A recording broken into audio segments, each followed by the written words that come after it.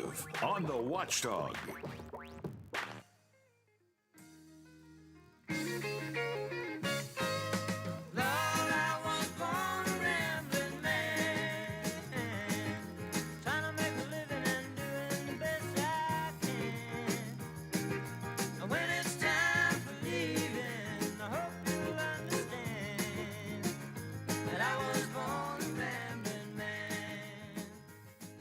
Good afternoon, everybody. I'm Big Rick. Welcome into the first edition of my permanent show here, Real Big Talk with Big Rick. For those that have caught me filling in over the last couple of months, thank you for all the things that you've contributed to what we're doing here. I hope that you will continue to do that and even more as we get to grow this program together daily from 2 to 5. Also, before we get started, Lola, thank you for all the hard work you did to make whatever I was doing sound good enough to give me this job. So I appreciate that. And Happy New Year to everybody. And I think as the page turned on the calendar, we did not get to the 13th month of 2020. It actually did change, which I think a lot of people were surprised about. It certainly was a very difficult 2020. But as we move forward, things to build on, and I'm very happy to be here building on this. Speaking of, it's a little bit of a breaking story, I would say. Just came out a couple of hours ago, and officially a statement has released. Doc Holliday, of course you remember, there are several Doc Hollidays. I'm talking about the football variety Doc Holliday, former WVU assistant turned Marshall head coach 11 years ago, is out after those 11 seasons. He wasn't fired necessarily. He was just, his contract was not renewed. Holliday tweeted out this afternoon that the university president Jerry Gilbert informed him that the school would not be extending his contract, was set to expire at the end of June. He went 85-54 at Marshall during his time there, has a Conference USA title in 2014, 3 division championships. This past season, he earned Conference USA Coach of the Year honors for the second time. Seems like an odd time to not renew somebody's contract. I mean, you know, this is Marshall. It's not WVU. It's not Michigan. It's not Ohio State. I would say and I'm not dogging Marshall as a place or a program. All I'm saying is those are decent numbers. He went 7-3 over this past season. Obviously, he had done a great job in the coaching realm. Why don't you bring him back? I know. I was really shocked. I was shocked. Yeah. They let him go. He's won a lot of ball games, one more than he's lost.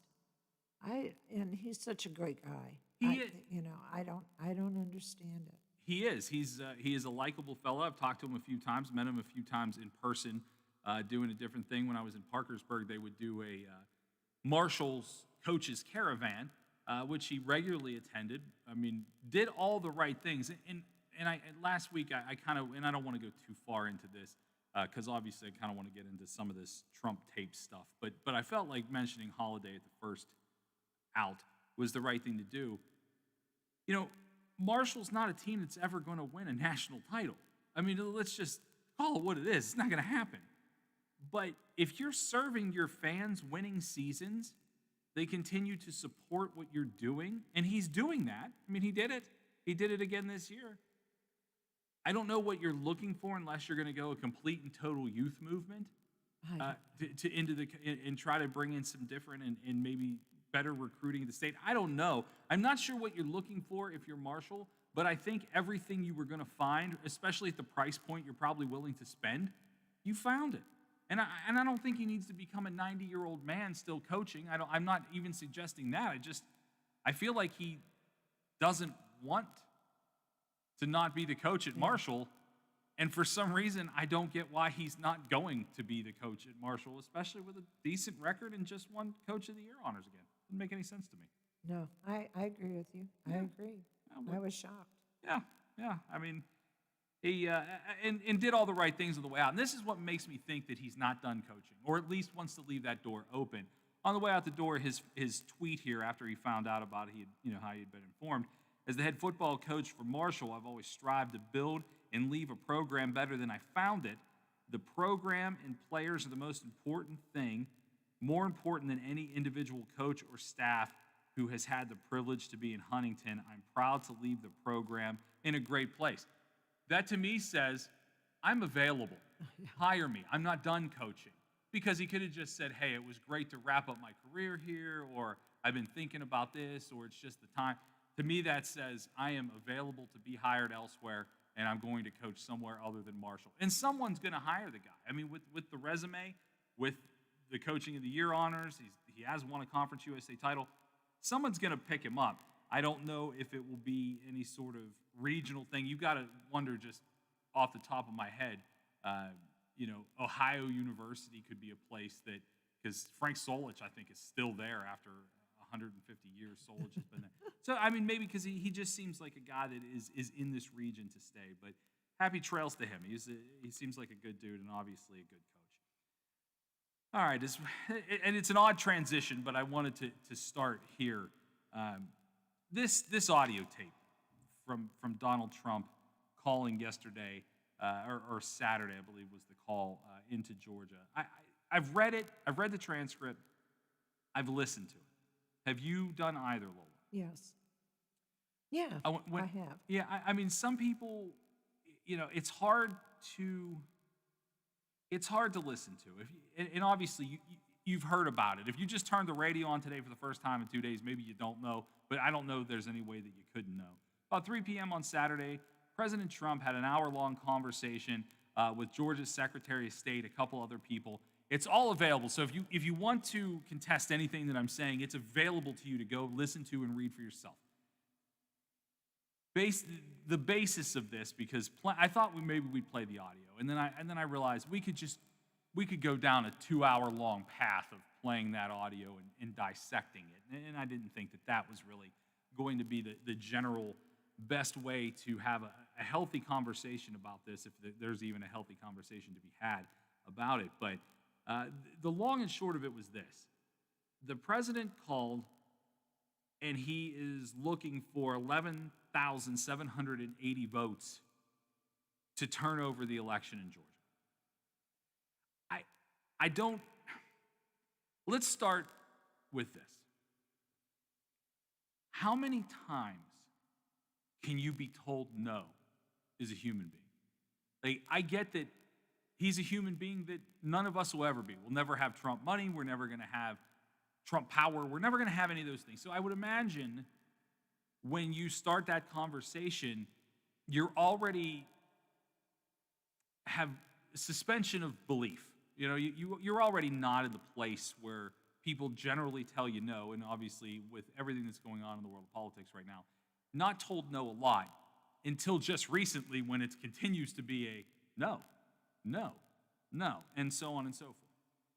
So he places this call, and listening to the full audio, which is over an hour, every claim that President Trump made to have the election in Georgia turned over were things like, this is his basis. Well, a lot of people are saying. It's all over the internet.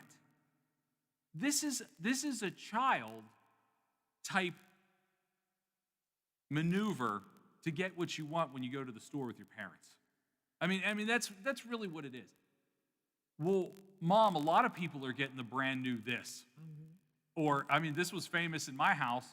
Well, so-and-so's dad's letting him get an earring. That was, it was a big deal when I was a kid. Yeah. That's what this sounded like to me. And so I thought, in comparison, my mother's 76 and in a nursing home. If my mother called me and was saying things that were just so unbelievably true, I would probably call and ask them to give my mother an evaluation because she was not well. And that's how this struck me, as someone who is not only bothered by not winning, which not winning stinks. I don't care if you're playing checkers or you're playing a national championship or you're playing for your life as the President of the United States. Not winning stinks, but losing over and over and over again, I think, has taken its toll on him to the point where the grip from reality doesn't exist anymore.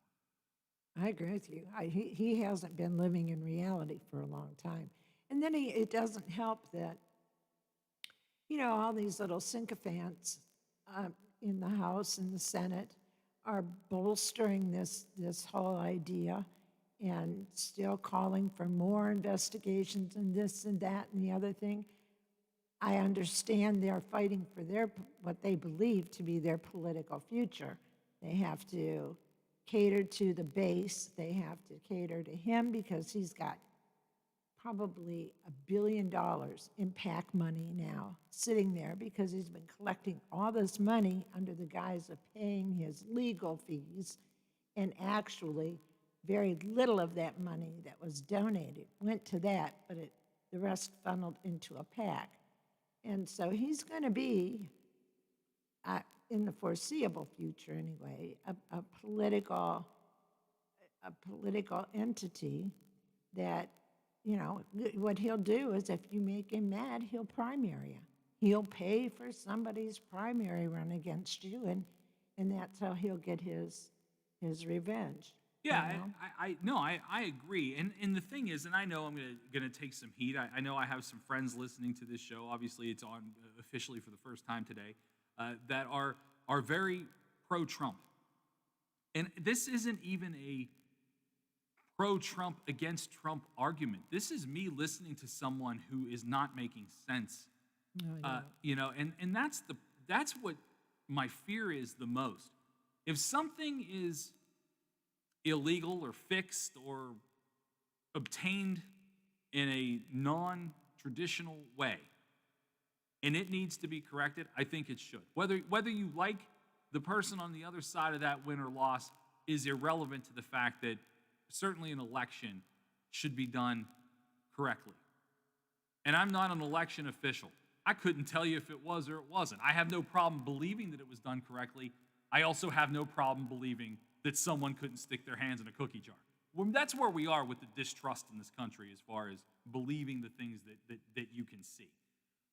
But over and over and over again, they keep saying, well, we did check that out, and this is what came back. We did check that out, and this is what came back. And when you keep getting that over and over again, and then you get this phone call and this audio, you're just like, there's no, what is the possibility of ever making President Trump understand that this is over? And the answer is there isn't. There is no way you're going to make this person understand that this election is not going to get turned over. Of course, it's going to get interesting tomorrow. Tomorrow we should probably have a hot show. But that's kind of where we are with that. And I will say this, I guess, in the defense of the whole entire plot of this phone call. I've never heard, I wasn't cognizant and around for Watergate, but I've never heard anything like this ever being released to the public as far as any sort of presidential confidential call. Whether it's right, wrong, or indifferent, we can battle that till the end of time. But I don't remember, how does something like this get out? That's what shocks me, that it even is available to listen to. Where does this come from? Maybe there's somebody that has a conscience and just says, you know what, enough is enough. And it is. Enough is enough. I don't know how many times that poor man in Georgia had to tell him, it has been counted. Yeah. It has been counted again. It has been counted again.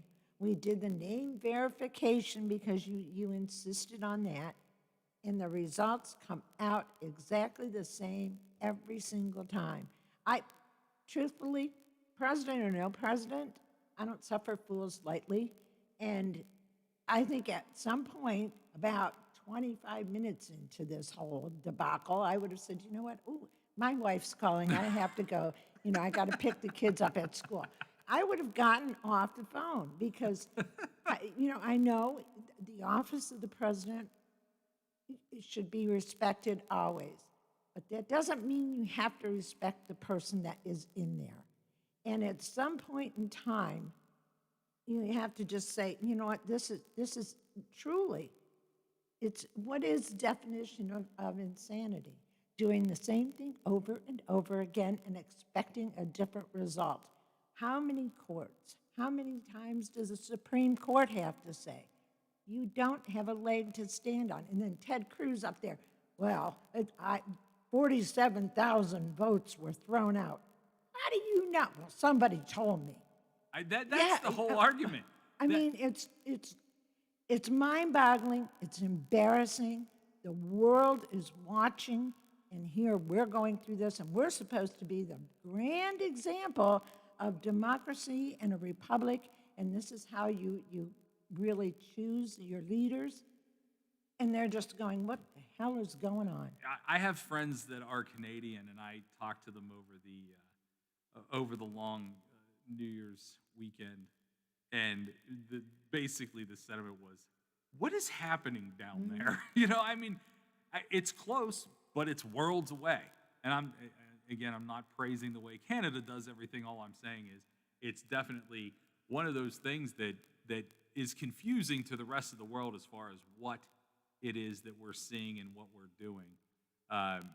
And I don't know. It's not an anti-Trump thing. It's just what I heard is a guy who listened to this audio and just doesn't understand. Someone want to discuss? He's got people that are backing him up and feeling, I don't know. We've got a phone call. Well, okay, that's all right. We can take phone calls. It's Earl. Hi, Earl. How are you? I'm okay, but I'm kind of disappointed. I don't listen to you guys too much anymore because you seem to be a Democratic Party. I'm actually a registered Republican, Earl. Oh, my God. Now, you have to believe him.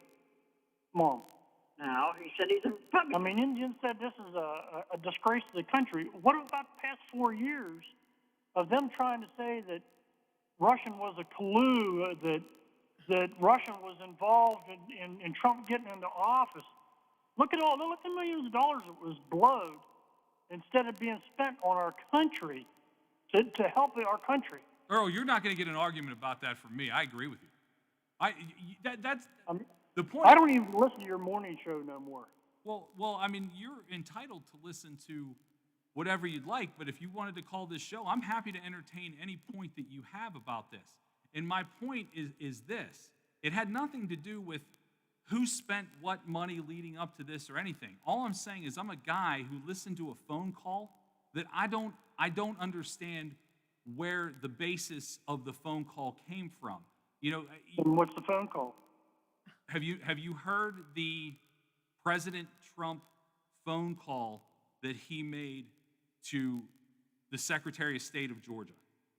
No. Okay, let's start there because I'm not here to get into an argument with someone who we don't have the same information. I have listened to this phone call, and I encourage you, if you want to call back and talk about this, I'd love to do that with you. There is an hour-plus phone call of the president calling the Secretary of State of Georgia and trying to convince them that he essentially needs to find 11,780 votes to overturn the election in Georgia. What I'm saying to you, Earl, is this. Listen to that phone call and see what you make of it personally. And that's okay. Whatever you make of it personally is okay. That's why this country is great, because we're allowed to make decisions on our own. All I'm saying is I'm a guy who listened to this phone call, and I don't get where it could possibly go at the end. That's all I'm saying. Okay, but what really gets me about all this, of everything, when Trump would have rallies, there would be thousands of people there. When Biden would have a rally, there would be hardly anybody there. Well, I think there's probably... And everybody I ever talked to was for Trump because they didn't want Biden in there because half the time he don't even know what he's talking about. Again, you're not going to get a ton of argument with me. I'm not here to wave a Biden flag at anyone. I will. I'm just saying. No, you. Look. I'm just saying. It amazes me how somebody that nobody wanted into office, that all of a sudden he's in office now. He's not in office yet.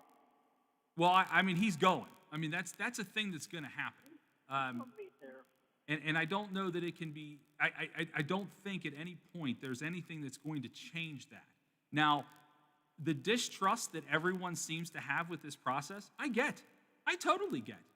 I mean, I think this is the most distrustful our nation has ever felt in my lifetime about anything.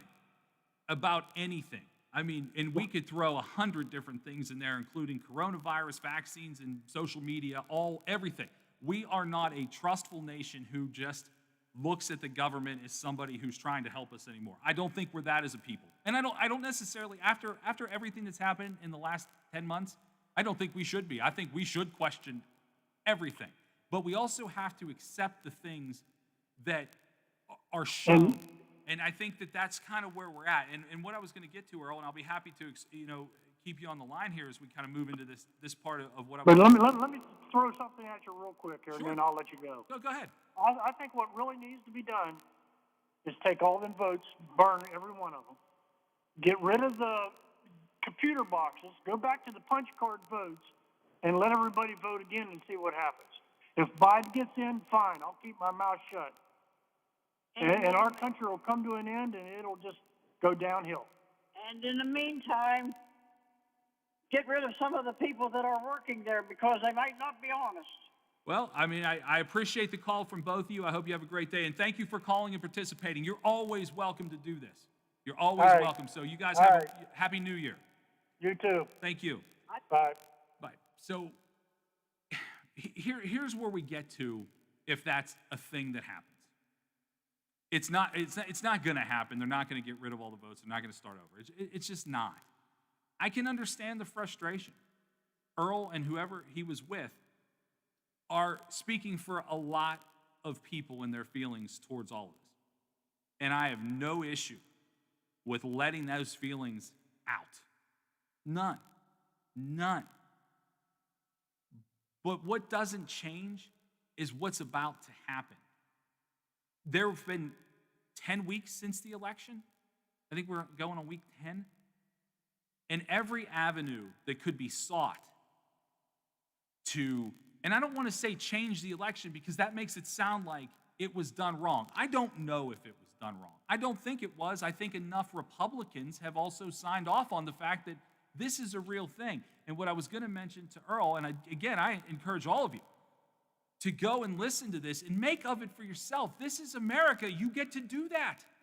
You get to take your own information and turn it into your own thoughts. You do not have to absorb thoughts of other people just because you share the same political flag, you share the same belief on one thing or another.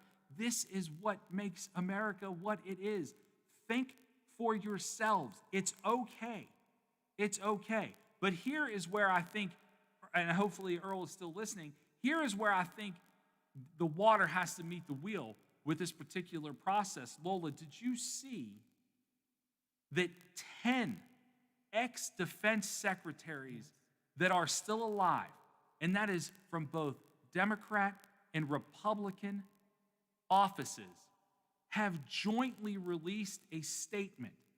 I mean, we're talking Rumsfeld. We're talking people that you know, that you have trusted, regardless of what side of the aisle you are on, and in one voice released it an op-ed piece on Sunday stating, and I quote, "Our elections have occurred, recounts and audits have been conducted, appropriate challenges have been addressed by the courts, governors have certified the results, and the Electoral College has voted."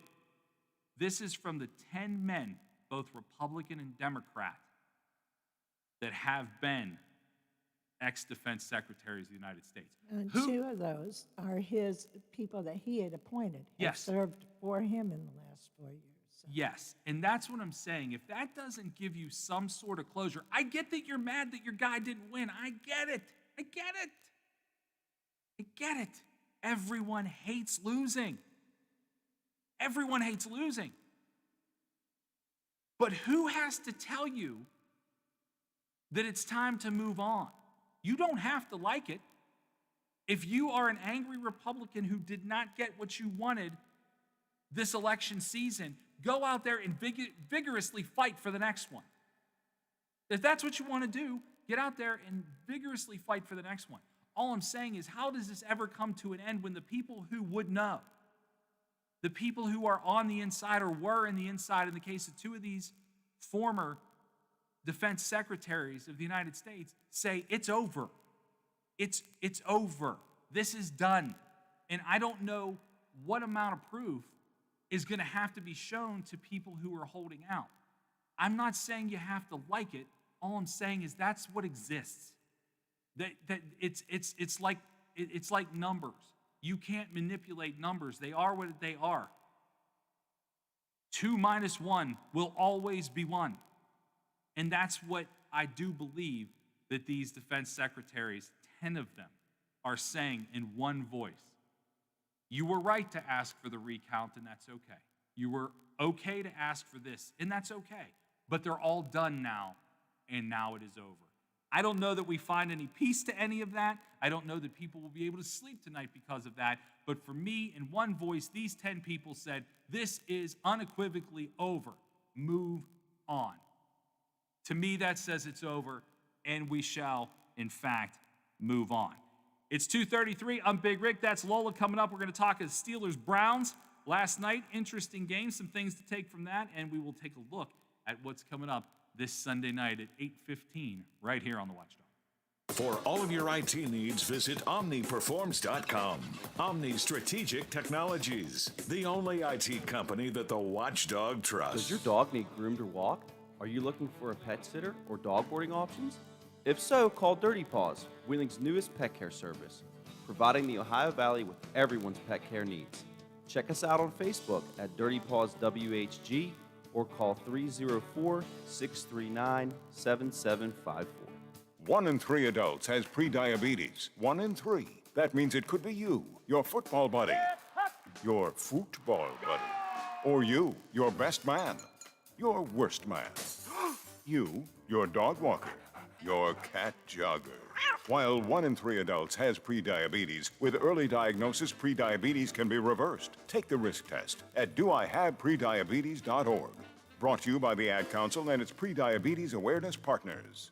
My little girl hurt her foot and needed a doctor fast, but her physician wasn't available, and I wanted her seen as soon as possible. Then I remembered the Wheeling Hospital Urgent Care, right in downtown Wheeling at the Stone Center on Market Plaza. Open 9 a.m. to 9 p.m. every day, the center is ideal if you have a sudden sickness or injury. The doctors and nurses were great, and they also provided x-rays, a pharmacy, and lab draw station. No appointments needed, and convenient parking is nearby. Wheeling Hospital Urgent Care. They'll take good care. Plumbers and Steam Fitters Local 83 want to thank the owners and contractors of the Ohio Valley for using their locally trained workers to help build for the future. Local 83 helps design, fabricate, and build the gas infrastructure for the oil and gas industry here in the Ohio Valley. Plumbers and Steam Fitters Local 83 is 300 members strong and growing. They also do residential, commercial, and industrial work on both sides of the river. For more information, call Plumbers and Steam Fitters Local 83 at 304-233-4445. The possibility of lung cancer can be pretty scary, especially if you're one of approximately 8 million current or former smokers at high risk.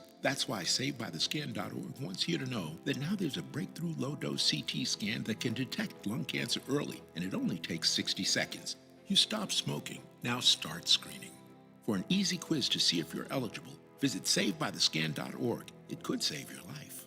SaveByTheScan.org is brought to you by the American Lung Association's Lung Force Initiative and the Ad Council. In a hurry and need to see a doctor? The Woodsdale Health Center and Walk-In Clinic is located across from Little Caesars on National Road. Open 7 to 7 Monday through Friday. Patients can receive primary care, treatment of minor illnesses and injuries, wellness visits and physicals. There's also a lab draw station open from 8 to noon weekdays. A division of Wheeling Hospital, the Woodsdale Health Center is led by family physician Dr. Michael Wilson. Call 304-234-1971. They'll take good care of you. This is Wheeling Fire Chief Larry Helms, reminding everyone about the seriousness of this COVID-19 in our region during these colder weather months. This virus is spreading rapidly and could put a strain on our hospitals and emergency services. I am asking everyone to please wear a mask. It's important to make sure your mask covers your nose and your mouth at all times. Wearing a mask is one of the only defensive tactics we have to slow this virus down. Remember, wear a mask, stay apart, and wash your hands. West Virginia Metro News, I'm Chris Lawrence. Only 2 weeks after he was named the Conference USA Coach of the Year, Doc Holliday is out as the head coach of Marshall football. Holliday announcing via Twitter today he'd been notified by President Jerome Gilbert his contract that expires this year would not be extended. Various online reports have indicated sources close to the decision say it was made above Athletic Director Mike Hamrick and involved the school's Board of Governors and Governor Jim Justice. In a statement, Gilbert denied those reports and said the decision went no higher than him. Holiday's teams played in the Conference USA title game twice, including this year, and won 6 of their 8 bowl games. This year's team was nationally ranked for several weeks after starting 7-0 before losing their final 3. Holiday had been the coach for the past 11 years. A search for his replacement is now underway. Some in West Virginia's law enforcement community are noting an increase in violent crime as the pandemic continues. Crime was down in the first few months of the pandemic, but the corresponding shutdowns kept people home and in some cases out of trouble. However, that's not been the case in recent days. Several counties have seen a sharp rise in their violent crimes, especially Kanawha County, that's had 10 deaths tied to 6 murder investigations from December 1st to January 1st. Nicholas County deputies have arrested a man on a murder charge from Sunday's morning. Deputies say it happened at a home in the community of Drennan. 62-year-old Terry Lucas of Drennan was stabbed about 6 o'clock Sunday morning. Charged in his death is 42-year-old Matthew Thomas, also from Drennan. No word from investigators on what prompted that stabbing. You're listening to Metro News, the voice of West Virginia. U.S. Senator Shelley Moore Capito says she believes there are enough questions to investigate the 2020 presidential election, but not at the expense of the Electoral College. At the end of the day, I think we should investigate this. I think we should move forward. But that's different than disenfranchising millions of people who have voted throughout their state, and that the electors have come forward and have been certified. Congress is set to certify those Electoral College results tomorrow, but some Republicans have indicated they'll protest that. Capito is not among them. From the Metro News Anchor Desk, I'm Chris Lawrence. He's not your father's talk show host, but your dad can listen too. Real Talk is right here, right here. Real Big Talk with Big Rick is on the Watchdog.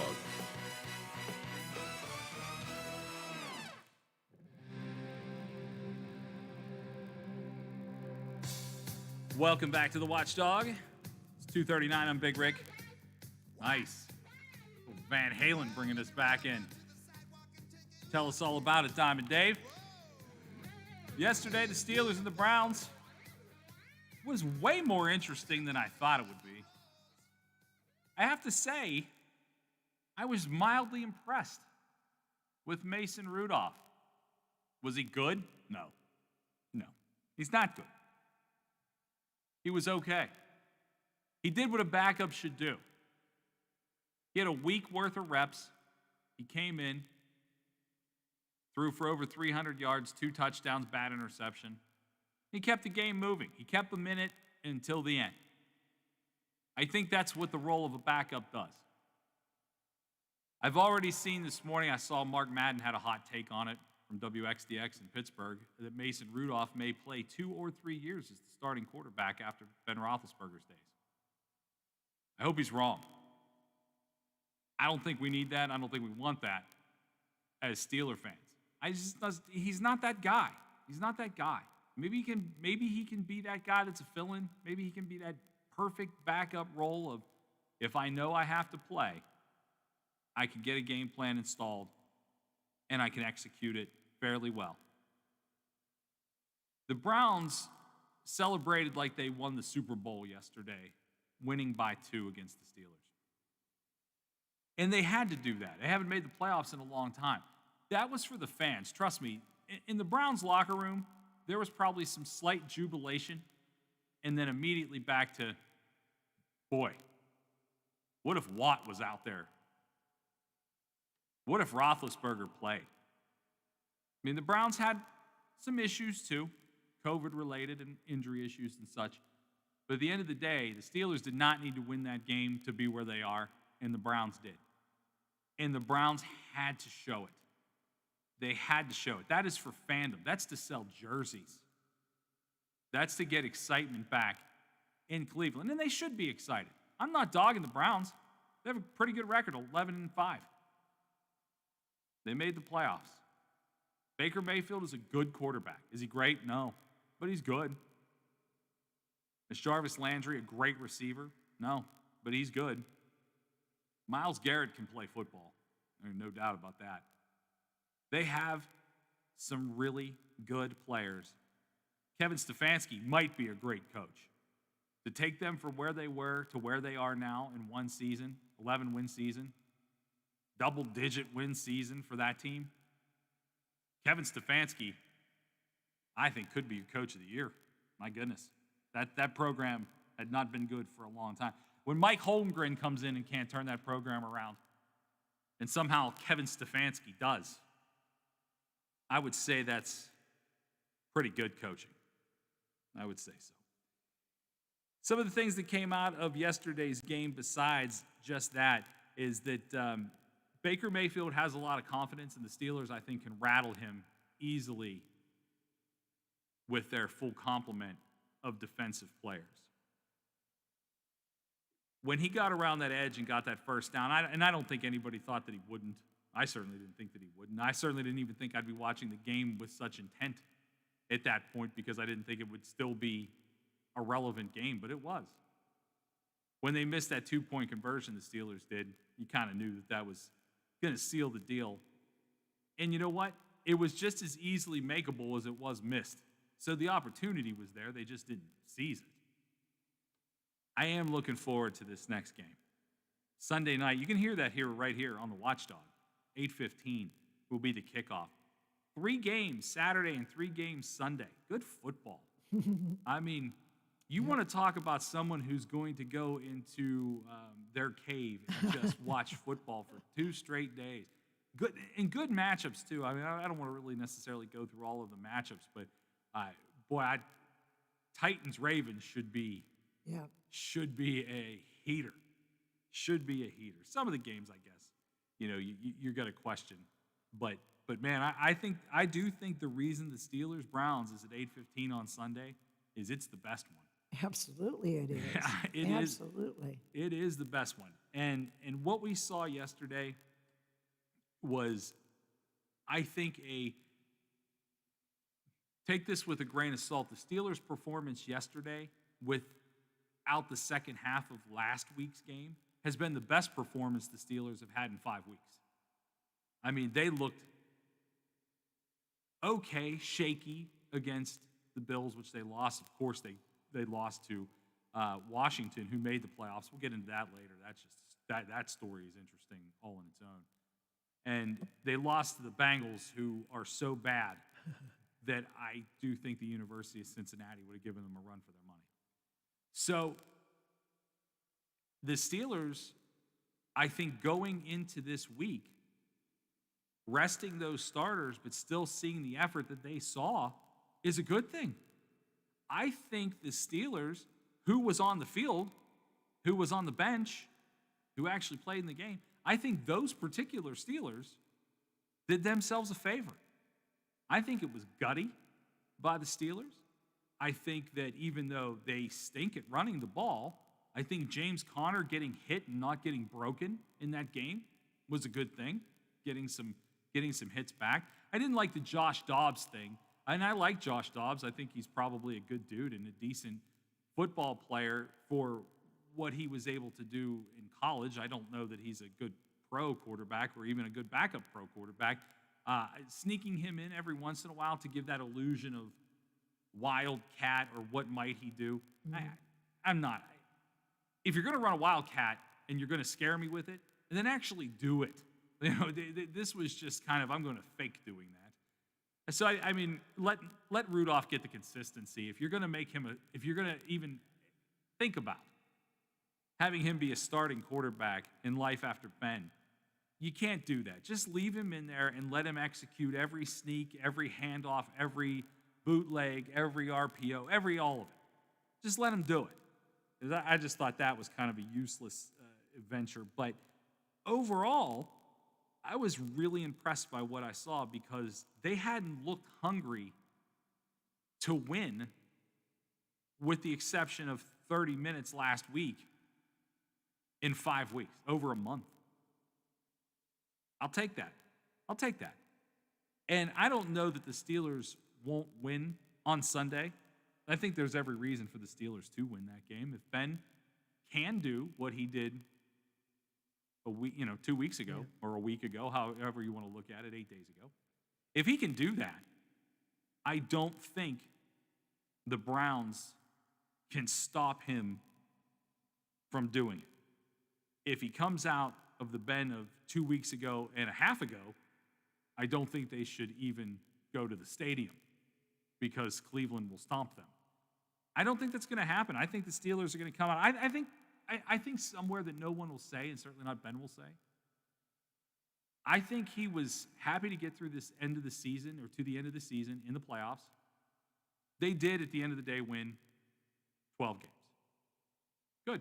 They won 12 games. That's pretty good. That's a good season. There are teams out there that don't win 12 games in 2 or 3 seasons. See the Browns previous to the last couple. Me. Yeah, you don't win that kind of games. The Lions? Are you kidding? Yeah, I mean, seriously, as a Lions fan, you know the pain of winning 4 or 5 games a season and having a franchise quarterback. That has to really specifically hurt the Lions The whole fan. thing is just, it's dumbfounding. Yeah. As a Lions fan, all you can do is what you do every year. Just go, oh my God. Yeah, it's just- yeah. You know, you look forward to the start of the season, the first game's over, and then you go, oh, it's going to be a long year. Yeah, I mean that's the thing, and that to me, if I was a Lions fan, the frustrating thing would be, we've had a franchise quarterback, and we just can't build anything around him to get into the playoffs, let alone over the hump into the Super Bowl. Obviously Ben is on the decline, and I think he's probably somewhere saying to himself, "We got there. I have to come out and win 3 more games this season, playing the best I can, like I used to play." And that's moving around, it's shuffling the ball, it's keeping plays alive, throwing the ball with guys hanging off of him. And if his elbows and knees last long enough to do that, I don't think they're the high-powered offense of the Chiefs. I don't think they're the running game of the Titans. I mean, obviously they're not the running game of Remember the Titans, the movie, let alone the actual Titans, the football team. But I think they have a chance. I think they have a chance. Kansas City is ridiculous. The Bills, I think, have the best chance. I like the Bills. I see the Bills right in there. I see the Bills right in there. I see them capable of beating Kansas City. I see them capable of beating anybody on the NFC side. I think Bills Packers would be a fun game to watch. Yeah. I think Bills Packers. It would be. You want to watch some slinging? You watch Josh Allen and Aaron Rodgers just go out there and sling. I mean, that would be like a vintage Favre game. You know, how you just watch Favre and you're like, he has no idea what he's doing, and all of a sudden he threw for 400 yards and 4 touchdowns. I think you'd see that on both sides of the ball. I think Allen can play. Obviously, Rodgers can play. But getting back to the Steelers, kind of holding that thought together, I do think they have just as good an opportunity as anybody. All starts Sunday night, 8:15, and you are going to be on the edge of your seat with those 6 games between Saturday and going into Sunday night. It is going to be a fun weekend of football. Looking forward to that. Let's get to a couple of the little sideline things, just a little housekeeping on that game yesterday. 2 linemen got into a fight for the Steelers. Don't see all that happen too often. And I'm not really sure. It hasn't necessarily the exact reason to why this happened, but defensive lineman Carlos Davis and Isaiah Buggs got into a heated exchange on the sideline, pushing each other around, a little friendly fire. My guess is they didn't know who was supposed to go in. They play the game same position or are needed at the same time. So my guess is that is probably what happened with that. Maybe a personnel type, you were supposed to be there. It wasn't like a full-out brawl. There was really no punches, just a little shoving to the face. And, I'm okay with it. I'm okay with that. I mean, if the coach is okay with it, Yeah, I mean, get heated. Get heated. Make it work. Yeah, be angry. Yeah, use it. As long as you're using it. Yep. If you go out there and you make 2 consecutive penalties, or you're getting burnt 2 consecutive times, you're not using it right. If you're fired up on the sideline, you take it in there and you sack the quarterback or you stuff a run, hit each other in the face all you want. Have at it. Have at it. I do think blended back in with all these guys that got to play this weekend due to some sitting and some different things. Next week, Steelers are obviously going to miss Joe Hayden on defense. He will not be available due to COVID. That will not happen. So just go ahead and plan for no Hayden right now. But I think getting some of these guys work in a not so meaningful, but meaningfully played game was a good thing. You get Watt back in there. You're going to get Hayward back in there. You're going to have a different team. If that team shows up with the team that gave the effort that gave yesterday, I think they're going to be fine. Other side note from this, and I think it's nice that it's over with, but it'll never be over with, is Mason Rudolph, Myles Garrett. Last year, Myles Garrett hit Mason Rudolph with a football helmet. It was an ugly incident. It was ugly for everybody. Fines were distributed. Racial slurs were supposedly a part of it. It turned into an absolute disaster. Myles Garrett ends up getting suspended. He's considering during his suspension actually retiring. It's all of this. It's all of this. It's all anybody ever wants to talk about. Myles Garrett, Mason Rudolph, same field, first time, blah, blah, blah, blah, blah. Stop. Stop. Yesterday, these guys, the end of the game, Myles Garrett went up to Mason Rudolph, tapped him on the shoulder, and said, "Great game." Mason Rudolph responded with, "Thanks, I have a lot of respect for you and good luck." They shook hands and they walked away because that's what you're supposed to do. That's it. That's it. The post on Mason Rudolph's Instagram page was a picture of him shaking, in the act of shaking Myles Garrett's hand, and it said onward and upward. Because the only people that haven't moved past it are all of us. I know. These guys are over it. Over it. And it's not, there's a reason the immaculate reception or an Odell Beckham catch lives in your mind forever, because that's what the NFL is supposed to do. It's supposed to impress you. It's supposed to wow you. Be more impressed by the fact that these guys shook hands at the end of the game and want to move forward than the fact that they want to relive it every time their two teams play. It's mind-boggling to me the number of people that hinge on what's going to happen out on that field. They're going to play football. They're going to play football. Mason Rudolph's going to try to throw it. Myles Garrett's going to try to stuff the run and sack Mason Rudolph. That's it. That's all it is. We are so obsessed with drama, and I get that sports creates drama. My God, you could watch that Michael Jordan documentary. You want all the drama you can handle? Watch that Jordan piece from ESPN is just spectacular. But that's how I want my sports drama. I want it told after the fact. I want someone to sit down with, in 15 years, if I still care about this or even know who I am in 15 years, I want to sit there and listen to Mason Rudolph talk about, I never thought I'd get hit in the head with the side of the football helmet. I don't care while they're playing. While they're playing, let them play. Let them be over it. But man, even the announcers. Oh, I know. That's what they live for. They live for it. That's exactly the way to phrase it. They live for it. All they want to do is talk about it. Well, of course, you know what happened the last time these two hit the field together? Obviously. Nobody watching this game doesn't know. But let them run. Let them do their thing. I don't know. I saw that as a nice way for them to move forward, and I don't know that they'll ever actually get that chance because it's going to be brought up forever and ever and ever. And you know what? The best way to curb it is to do exactly what they did yesterday, and that's shake hands, exchange compliments, get on Twitter, and let the talking heads in the media and Facebook and as long as they don't let it affect them, then it's a non-story, and if other people got to feed off of a non-story, then let them do it. And they do. I mean, you know that they do. They love feeding off that non-story stuff. I will say this, though. Now, at the time, we sort of knew that they were going to end up playing each other again. I wonder, and it's only Monday at 2:57, so there's still plenty of time. I wonder how the media will angle it all week long. Because they don't want to let it go.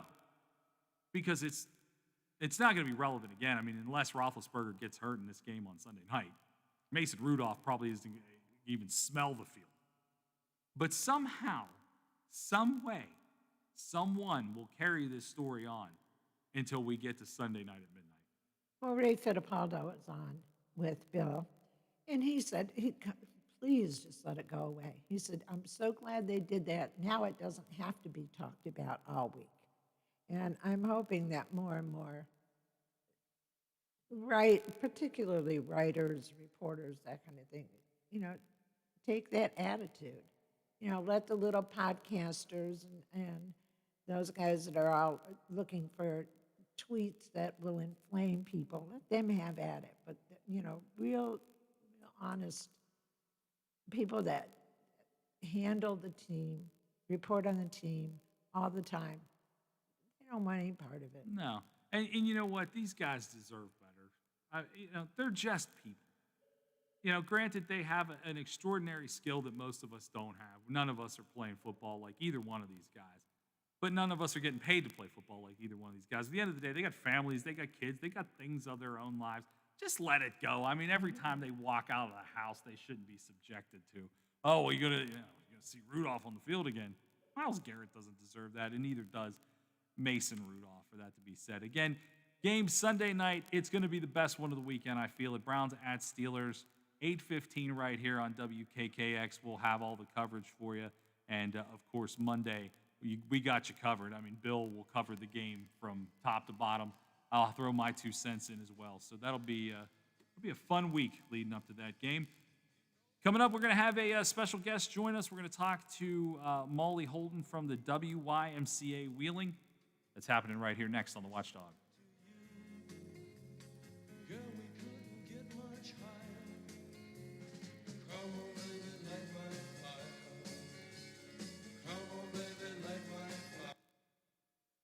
FM 98.1, AM 1600 WKKX Wheeling, FM 97.7, AM 1370 WVLY Moundsville. The ABC News is brought to you by Thomas Auto Centers, Mall Road, St. Clairsville. Get the best deal at Thomas Auto Centers.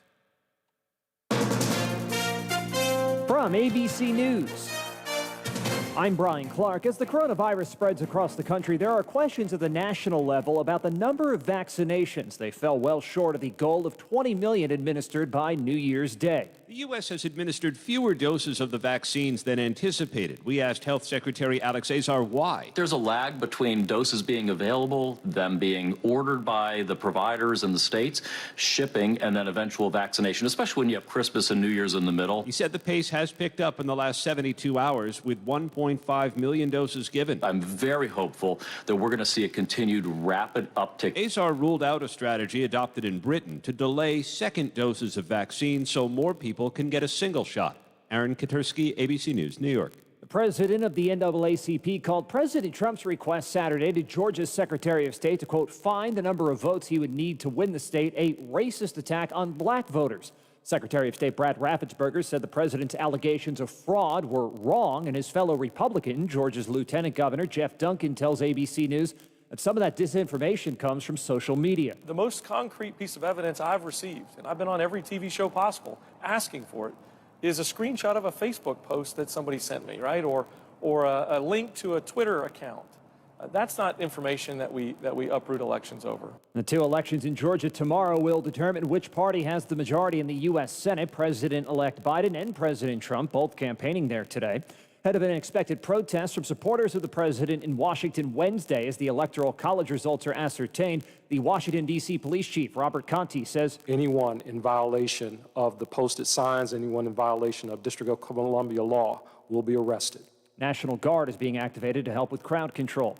NCAA says it will hold its entire men's basketball tournament in the state of Indiana this March. You're listening to ABC News. It's totally normal to be constipated with belly pain, straining, and bloating again and again. No way. You could have a chronic condition called irritable bowel syndrome with constipation, or IBS-C. Linzess, or linaclotide, is a prescription that treats IBS-C in adults. Linzess works differently than laxatives to help relieve belly pain and let you have more frequent and complete bowel movements. Individual results may vary. Do not give to children less than 6, and it should not be given to children 6 to less than 18. It may harm them. Do not take Linzess if you have a bowel blockage. Get immediate help if you develop unusual or severe stomach pain, especially with bloody or black stools. The most common side effect is diarrhea, sometimes severe. If it's severe, stop taking Linzess and call your doctor right away. Other side effects include gas, stomach area pain, and swelling. Talk to your doctor today. You may be able to save on Linzess and make fewer trips to the pharmacy. See if you're eligible to pay as little as $30 for 90 days. Visit linzess.com or call 1-800-LINZESS. Sponsored by AbbVie and Ironwood Pharmaceuticals. President Trump awarded the Presidential Medal of Freedom today to Republican Congressman Devin Nunes. The medal is the nation's highest civilian honor. The president's given this award to friends and allies, including Rush Limbaugh. A common theme among recipients has been public support for the president.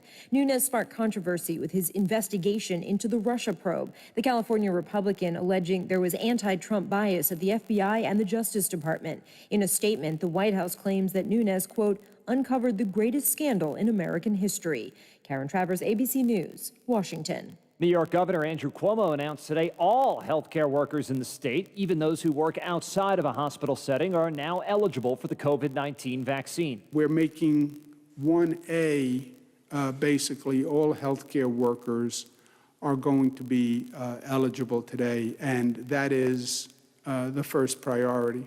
He also said hospitals could face fines if they don't use their vaccine allocations within a week.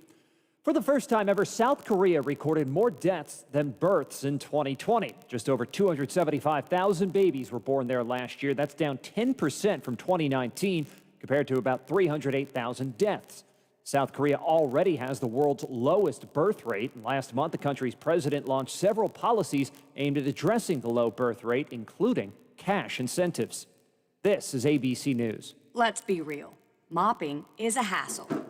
You have to fill the bucket, pushing a wet, heavy mop around, then cleaning the mop when you're done so it doesn't grow bacteria. A hassle on top of a hassle. Try Swiffer Wet Jet.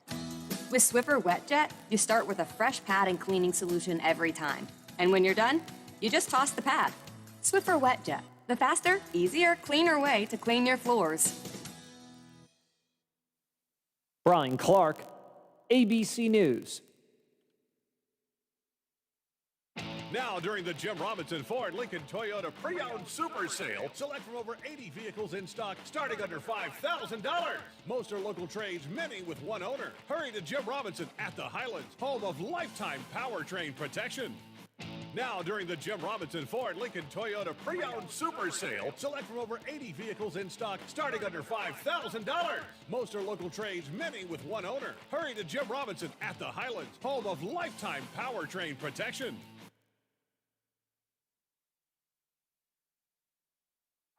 Hey, I'm going to the kitchen. Can I grab you a Coors Light?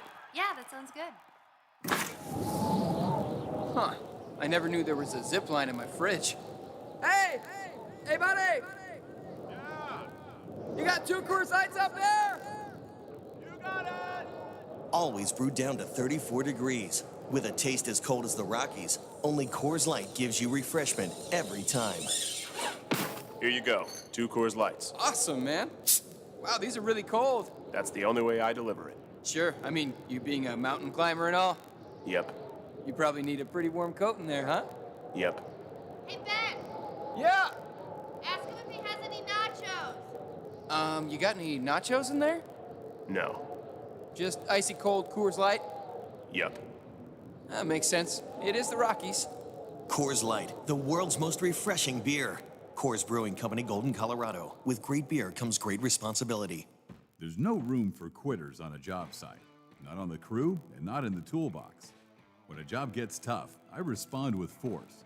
My Master Force tools deliver power, performance, and durability that doesn't quit. Tools like my 20-volt cordless hammer drill. The brushless motor technology in that drill gives me up to 30% more power and 1.5 times the battery life. Professionals need tools they can rely on. Master Force tools. Available at Menards. For all of your IT needs, visit OmniPerforms.com. Omni Strategic Technologies, the only IT company that the watchdog trusts. Hello, everyone. From the Watchdog, I'm the Storm Tracker, Darnell Foster. With a look at your local weather forecast for your Monday. Under mostly cloudy skies, the daytime high reaches 39 degrees. The overnight low falls to just shy of the freezing mark at 31 under mostly cloudy skies. You'll see mostly cloudy conditions around for your Tuesday. with highs in the upper 30s. Have yourself a great day, everyone. From the Watchdog, I'm Darnell Foster.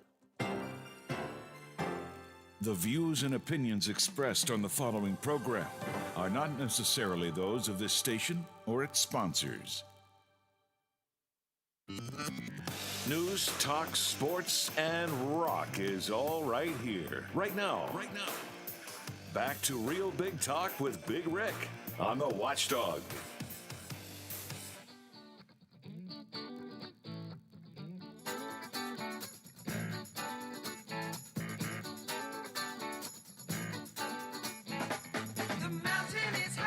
Welcome back, everybody. I'm Big Rick, happy to be with you here on my first full day of action at the Watchdog, and it's pretty great to be here. I appreciate the calls, text messages, emails, and such that we're getting. If I'm a little muffled, that's because I have a mask on, and I will encourage all of you to do the same when you are in the room with somebody new.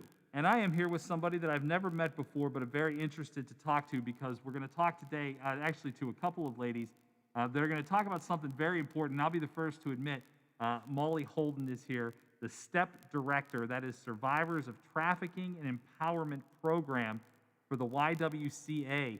And Molly, thank you for coming in. I appreciate this. I know that this is a very important month to your organization. Yes. So January is the month that we raise awareness of what human trafficking is and how it affects everyone. I will be the first to admit we want to get Lisa and Ashley involved in this as well.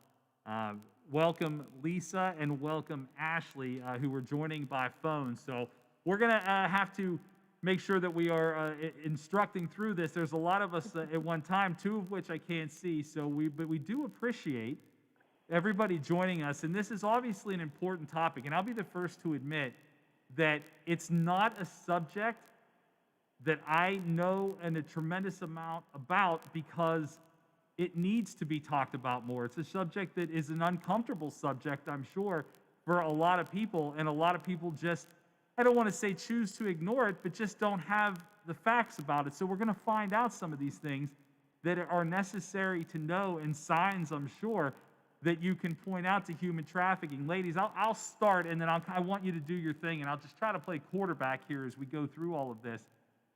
I've traveled all over America and all over the world, and really the only signs I ever see about human trafficking are often in airports.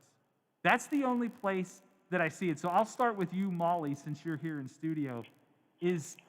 I mean, where are other signs for us to look, other things for us to know what to look for? Right. Well, human trafficking is around us everywhere. It's just not in airports. It's not at gas stations. It's not at the convenience store. Human trafficking is happening in our own homes. It's happening in our schools, happening within our libraries. It is everywhere. Yeah, I really, like I said, and I don't mean to be ignorant to the subject. I'm not all that knowledgeable of it. Let's introduce Ashley to the show. She is the executive director of the YWCA. No, she's the executive director of the Sexual Assault Help Center. Okay, so Ashley, welcome to the show. I appreciate you being on with us, and tell us and maybe expand a little bit more on what Molly said. And Molly even said that this even happens in homes. Like, I really just, how is this possible, I guess? Hi, yeah, thank you so much for having me on today. And just to let you know, I'm watching you live right now on Facebook. Well, So I hope you like my mask. Yes, I love it. So yeah, Molly was talking about how we're seeing it kind of in places that not necessarily everybody identifies. And one of those things is definitely the home.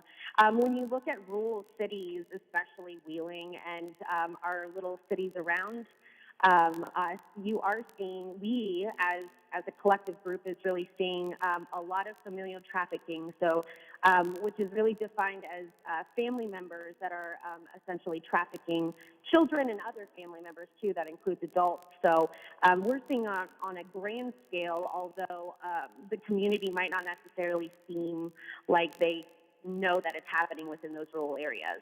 Well, I'll be honest with you, ladies. I've never, it's an uncomfortable subject that I've never had a conversation about until 3:10 on Monday, the 4th of January.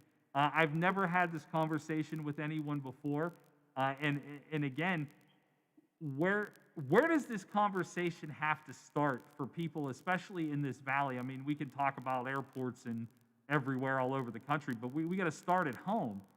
Where does this conversation start? How do you start this conversation with, especially children? Because I would imagine children are the resource to tell you what's going on and happening with other children. And where do we start? How about we'll ask Ashley on that one. Well, so the three people that are in this space right now, they are definitely we're the experts in that kind of area. So one of the great things that we can do collectively as a community is raise that awareness with children. And I bet you that Lisa from Harmony House can talk about how they do prevention, just as the YWCA and the Sexual Assault Health Center does prevention within the school, to start having these conversations. But I think it really just starts with letting people know that it's happening and creating that awareness of it being present so that people are not kind of turning a blind eye. All right. Well, Lisa, let's welcome you into the show and get your thoughts on that. If you don't mind, would you introduce everybody with your title as well so we know exactly what your capacity is? Sure, and thank you so much for having us on. My name is Lisa Muscilli, and I'm the interview specialist and clinical therapist at the Harmony House Children's Advocacy Center. And Ashley is right. This is one of the things that we focus on with our prevention and awareness programs. But this right here is a perfect example of how we get that information out, that we talk about it. And we talk about it not only with people within our service area and the people that we work with, because this is something that we obviously talk about a lot, but talking about it with our community members, within our schools, within our doctor's offices, within our PTA programs within our schools, letting them know what the warning signs are. Children are one of the biggest vulnerable populations of trafficking, and it is. It's right in our backyard, and it doesn't look like you think it does. It's not that Hollywood version where the van pulls up with no windows and throws you in the back and kidnaps children. It's easier than that. It's people they know. It's neighbors.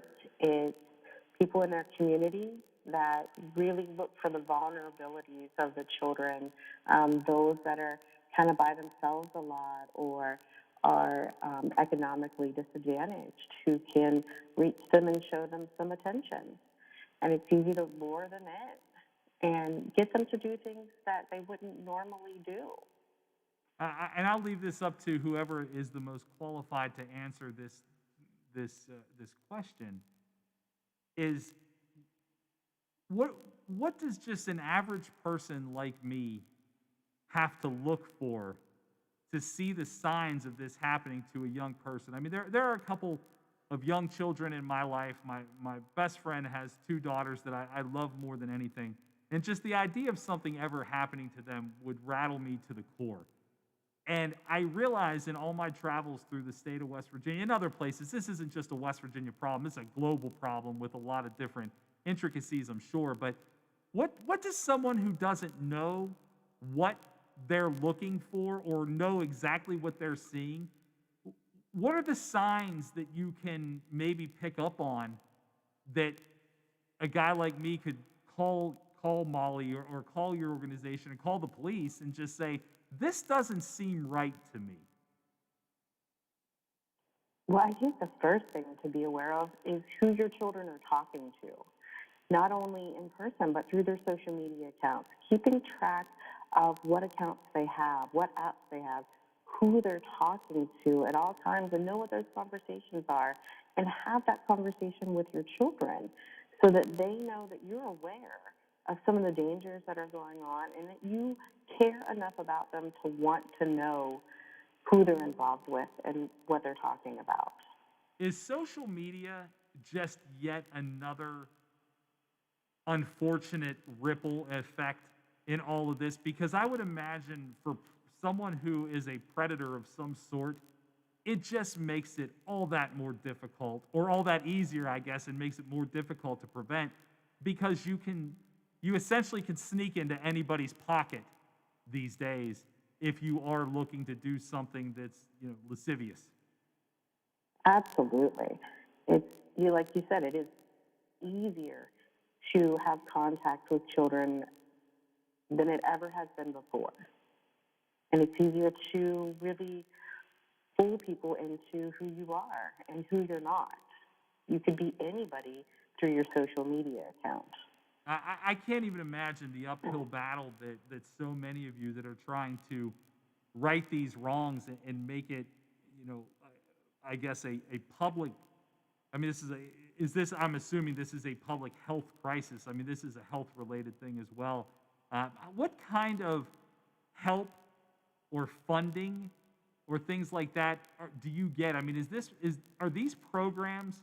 I mean, we all could say everything that we do is underfunded, but it feels like this is something that's just making its way into more of a mainstream thing now.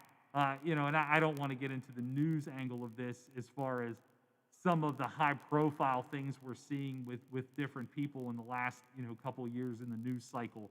But is this gaining traction finally? Is your cause, your movement, your needs to figure out a way to have more prevention and God willing, some way find a way for this to never happen again? Is it becoming more relevant now in 2021? Do you want me? I guess this is Ashley. I'll chime in. So the funding aspect of this is gaining more traction nationally. There is funding available. As far as West Virginia, keep in mind that we have a human trafficking task force that all three of these agencies today talking are a part of. Right now, they do not have funding. And the reason why is because of the statistics, right? So grants and funders want to know what's happening, and they want to see the numbers. And one of the biggest problems that we are having is that West Virginia, we're such a rural state. And so it's very, very hard to get numbers for things that are happening within the home. And also, we've had just a very recent amount of education and training through child protective services, adult protective services, law enforcement, that are able to then, the professionals are able to identify victims and survivors and be able to get them out. So as far as funding in West Virginia is concerned, it's minimal. So the agencies that are currently on, we have to essentially fight for our own agencies to obtain this funding, as opposed to it being a statewide kind of funnel through nationally, if that makes any sense. It makes sense, but this seems like such an enormous problem. And I mean, a crime against a child might be the most heinous thing in the world that I could ever think of. It seems to me, if there is so much of this happening in our state, and I mean, we are a rural state. There's no doubt about that.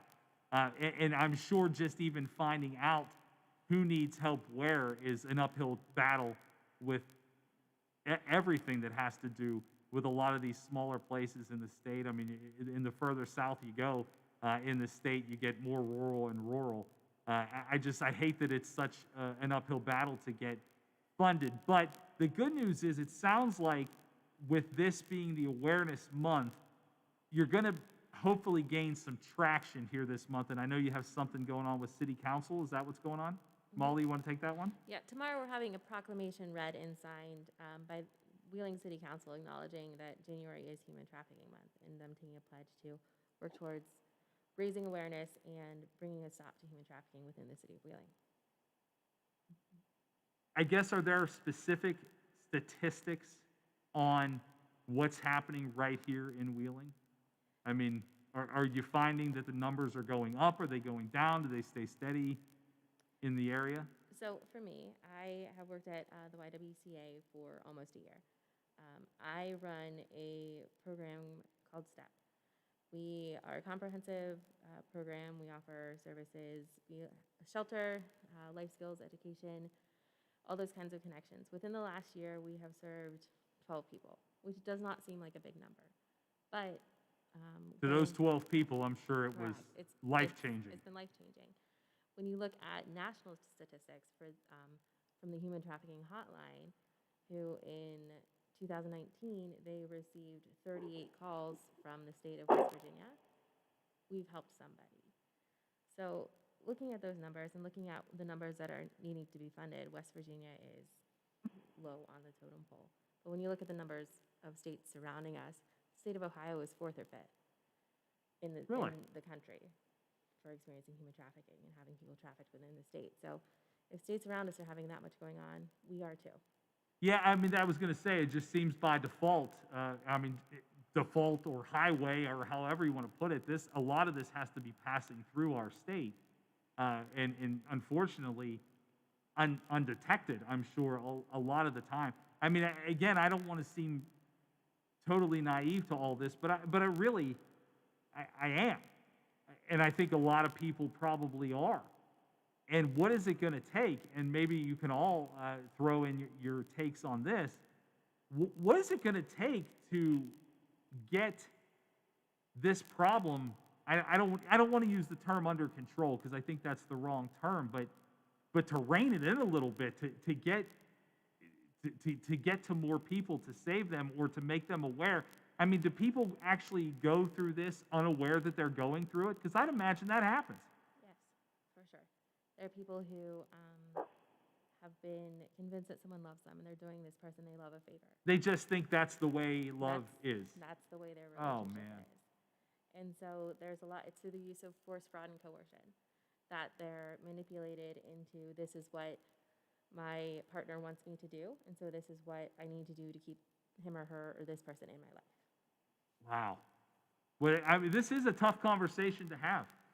I can't believe what an incredible difficulty all three of you ladies must have to fight this fight every day. I mean, this has to take its emotional toll on everybody involved. Yes, it does. Yeah, I would imagine so. As we get ready to wrap up, I want to make sure that I didn't miss anything. I mean, Lisa, is there any thoughts that you want to have before we wrap up the segment? Because I want everybody to get their time. This is an important subject. No, and we absolutely appreciate you covering this topic today. It is important, and I think it's important that we get the message out for all of our agencies in the area. It is something important to talk about, and I think the more awareness that people like yourself can bring to this area, the more assistance we can bring to the survivors that we come in contact with. So thank you. You're very welcome. Ashley? Yeah, I want to piggyback off of that and also say that these three individuals that are in the space right now are great resources. So if anyone maybe not necessarily have experienced trafficking but have seen some red flags, kind of want some more information, communities, agencies, businesses, people, parents, reach out to any three of our agencies and we can direct you towards the most in the now information about human trafficking for sure. So thank you. And there is I have pulled up in front of me the ywcawheeling.org site, which of course Molly can be reached through. Is there a central place for this, a central website, a central phone number that all of these questions, concerns can be addressed at? Well, there is the West Virginia Human Trafficking Task Force does have a website. There is a national website that is the National Human Trafficking Hotline that can give you some information. So between the task force, but all three of our agencies does have phone numbers to get in contact with us. And to go along with what Ashley said, if you ever need any information, all three of us are trainers with the task force, and you can do any sort of prevention or training or informational sessions with your organization that you might need. Well, that's important. Molly, you look like you have notes. Do you want to go over your notes? I just have our 800 number to the Y. If someone listening believes that they've been trafficked, feel free to reach out and talk to us. And I believe that Ashley and Lisa will probably have numbers that they can pass out. Our hotline number is 1-800-698-1247. You can reach that and talk to any one of our advocates. They can easily get in contact with me as well. And the national human trafficking hotline number is 1-888-371-7888. Lastly, before we wrap this up, is a big part of getting people involved in these programs to try to help them, is a lot of it done by or not done by the idea that it's kind of a difficult and somewhat embarrassing thing to talk about. As I want to encourage anybody that's listening that maybe that's not you, but maybe you see it. Is it best to approach someone and say, are you okay? Is this something that's happening to you? Or just encourage them to call somebody? Because getting involved with things like that from a person-to-person level can be very difficult because they may have a terribly negative reaction to it. What is the best way to get someone to realize or to come to grips with the fact that maybe what's happening to them is wrong? I'll go first, and then Ashley and Lisa, if you guys want to jump in, you're more than welcome to. From the bystander perspective, there is no harm in asking someone if they're okay. You don't have to specifically say, hey, are you a victim of human trafficking? Sure. You can just say, are you okay? Here are some numbers that you could use, whether it's domestic violence, whether it's suicide awareness, whether it's human trafficking. Having those numbers available to give to people, always a good thing. Also, call 911. That's what law enforcement is there to do. They're there to investigate things, and they are there to help people. Okay. So, Lisa? No, I absolutely agree with Molly. I think that most of the time people do not step forward and say, hey, I'm a victim of human trafficking. But they might come forward because they need help. They might need shelter. They might need recognize that they're a victim of domestic violence or that they're a victim of abuse. So having those numbers available is always the best option. All right. And Ashley, any final thoughts? So my final thought would be, and if you go through all of that and that person needs somebody to walk with them, if you feel comfortable doing that, walk with them through that journey. It's a very scary journey. They don't know what to expect, and so sometimes people need a hand. So you might give all that information, be of support, but maybe they just need somebody to show up with them at the Rape Crisis Center or at the YWCA.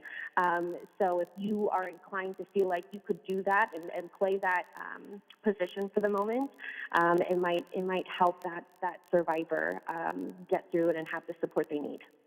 Well, ladies, I appreciate all the information today, and keep fighting the good fight. Obviously, what you're doing here collectively is so important to not only our state but to the world just being a better place. So, Happy New Year to you, and I hope when we all can meet again in public and out, and you tell me something wonderful about how this helped someone. If this just helps one person, I think we all would feel much better.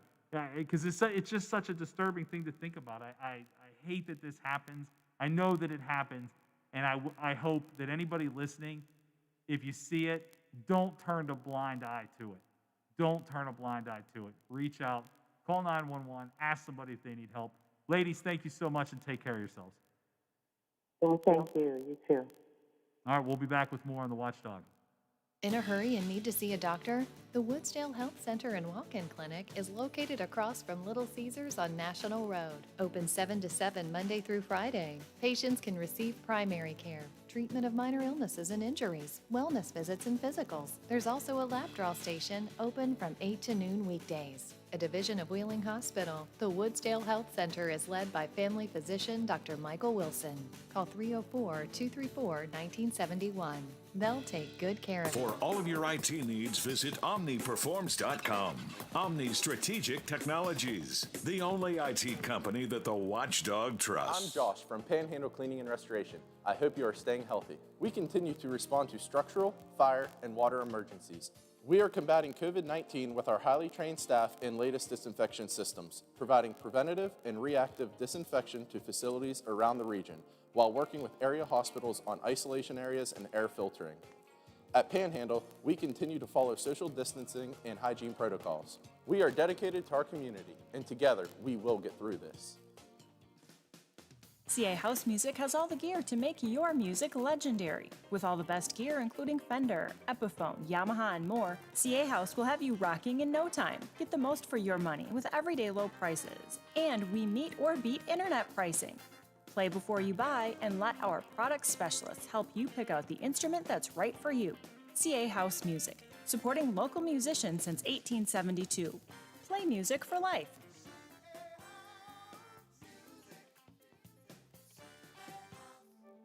You took the first step and quit smoking, but even former smokers may still be at risk for lung cancer. That's why SaveByTheScan.org wants you to know about a new low-dose CT scan that can detect lung cancer early. It takes only 60 seconds and could save your life. You took the first step, now take the next. Visit SaveByTheScan.org for a simple quiz to see if you're eligible and talk to your doctor about screening. SaveByTheScan.org is brought to you by the American Lung Association's Lung Force Initiative and the Ad Are Council. you struggling to make payments due to an unexpected financial obligation or loss of income? Are you receiving calls from debt collectors? Are you feeling overwhelmed and unsure of what steps to take next? Then you need the experience and expertise of attorney Tom McIntyre and his staff to help guide you through these temporary hardships. Want to hear more about how Tom can help? Then call 877-456-4155 and receive a free copy of Tom's ebook, When Bad Things Happen to Good People. Tom's ebook covers many questions people have about bankruptcy and includes interesting stories about people who tried to avoid filing and people who have filed for bankruptcy. We think you'll be surprised to learn some interesting facts about bankruptcy. Call 877-456-4155. A serious injury from an accident can be just the start of your worries. What if you cannot return to work? How do you take care of your family if you're disabled?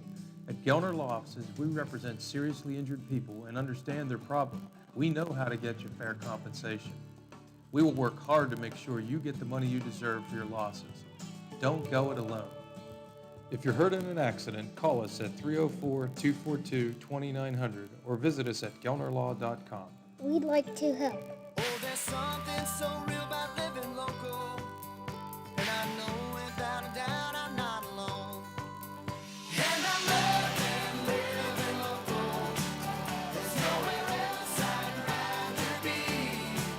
Said I'm loving living local. WTRF is working for me. The Ohio Valley is where I love to be. I'm Andrew Saul, Commissioner of Social Security. Beware of telephone scammers pretending to be government employees. Real Social Security employees will never threaten you. Callers threatening you with arrest or other legal action and demanding money are not from us. If you receive a call like this, hang up, do not provide them with any form of payment or information. Report the call at oig.ssa.gov. Game day for the Mountaineers as they line up against Oklahoma State. Hi, everybody. I'm Tony Caridi. That story coming up on today's Mountaineer Report, brought to us by Kroger. Did you know that 1 in 8 Americans struggle with hunger? Yet more than 40% of the food we produce is thrown out. At Kroger, we know we can do something about this. We're donating more food to local food banks through our partnership with Feeding America. And we're working with World Wildlife Fund to end food waste. But we can't do it alone. And we hope you'll join us in creating a world with zero hunger and zero waste. Visit thekrogerco.com to learn how you can help.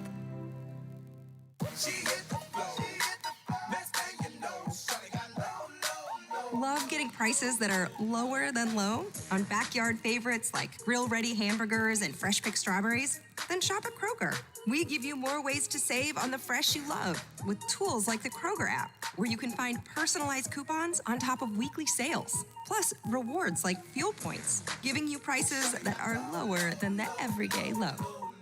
Kroger, fresh for everyone. The Mountaineer basketball team continues its 2-game road trip in the state of Oklahoma tonight as they take on the Cowboys of Oklahoma State. Tip-off is set for 9 o'clock. Our pregame coverage here on the Mountaineer Sports Network will begin at 8.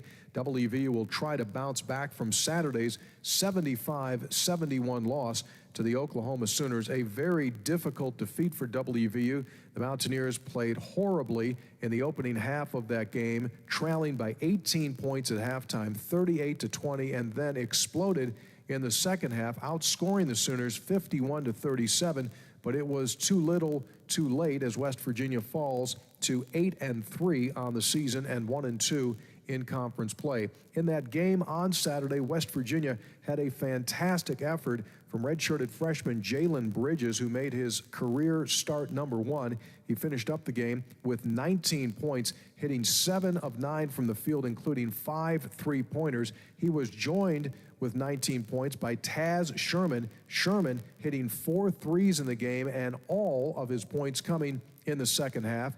Deuce McBride hit for 15, and Emmett Matthews had 11.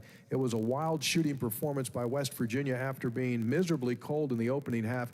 West Virginia shot 57% from the field in the second half, including 64% from three. WVU ended the game with 14 three-point shots. They'll need to continue to shoot that way this evening as they take on an Oklahoma State team who defeated Texas Tech in Lubbock back on Saturday. Our airtime tonight, 8 o'clock. Our opening tip is at 9. Join us here. That is today's Mountaineer Report, brought to us by Kroger, the official grocer of WVU Athletics. I'm Tony Caridi on the Mountaineer Sports Network from Learfield, IMG College. He can talk up and down Route 2 and Route 7 at the same time. Just ask him. Keeping it real for your ride home. It's Real Big Talk with Big Rick on the Watchdog.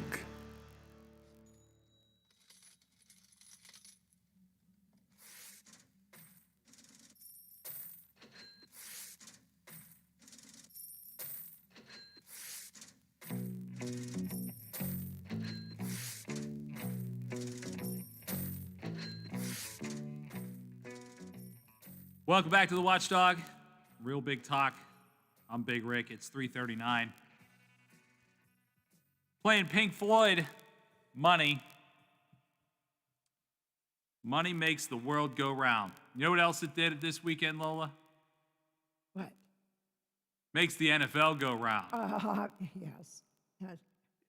That it does. This, I have never seen these, I guess props would be the best way to describe them. Last day season incentives all listed at one time. I mean, it happens every year. It's not like this is a new thing.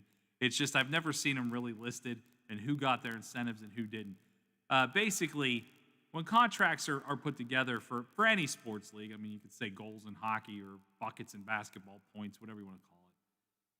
There's always an incentive of some time. If you're the defensive player of the year, you get this kind of money. If you have 18 interceptions, you get this kind of money. That happens.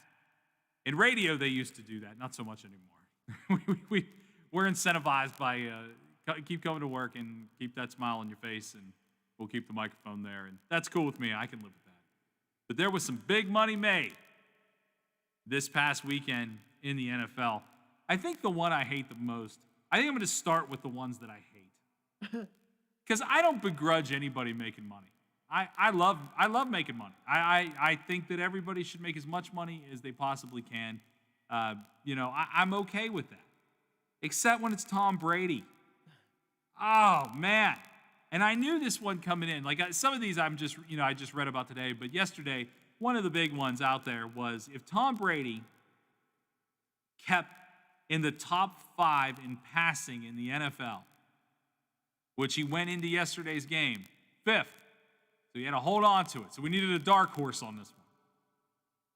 If he stayed in 5th or above, Tom Brady, who needs the money, would get $562,500 extra dollars. He threw for 399 yards yesterday, 4,633, third in the NFL behind Deshaun Watson and Patrick Mahomes. So congratulations, Tom Brady. I hope you get that mega yacht you've always wanted. Oh, wait a minute. Wait, you got that last week with a PPP loan. Cool. Man, I will say this about the guy, because we're the same age. He's a little bit better at being 43 than I am. He's a little bit better at it. 40 touchdown passes, which is the second most in his career in a regular season, only behind the fact that he threw 50 in 2007. So let's hate him collectively. The only one that doesn't hate him, I think, is probably DJ from the Nailers. I know he's a New England guy. But you can't argue with the fact that that guy at 43 years old knew what he had to go do. And he did it. Went out there and did it.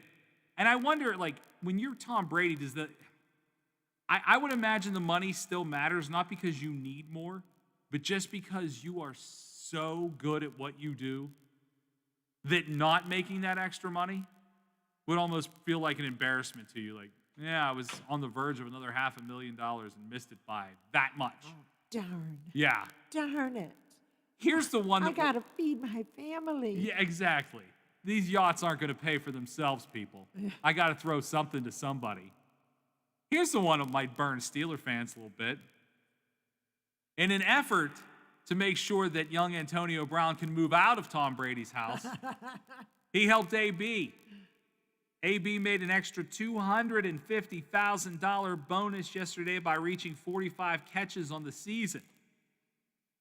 Hey, wouldn't you want to get AB out of your house? Yeah, exactly. You I'm know? 100% convinced that the reason that Tom Brady made sure, because I think AB needed quite a few catches, because he caught a couple of shuffle passes, which actually count as forward passes. So as long as he caught them, and even if he lost the yard, I think it still counts.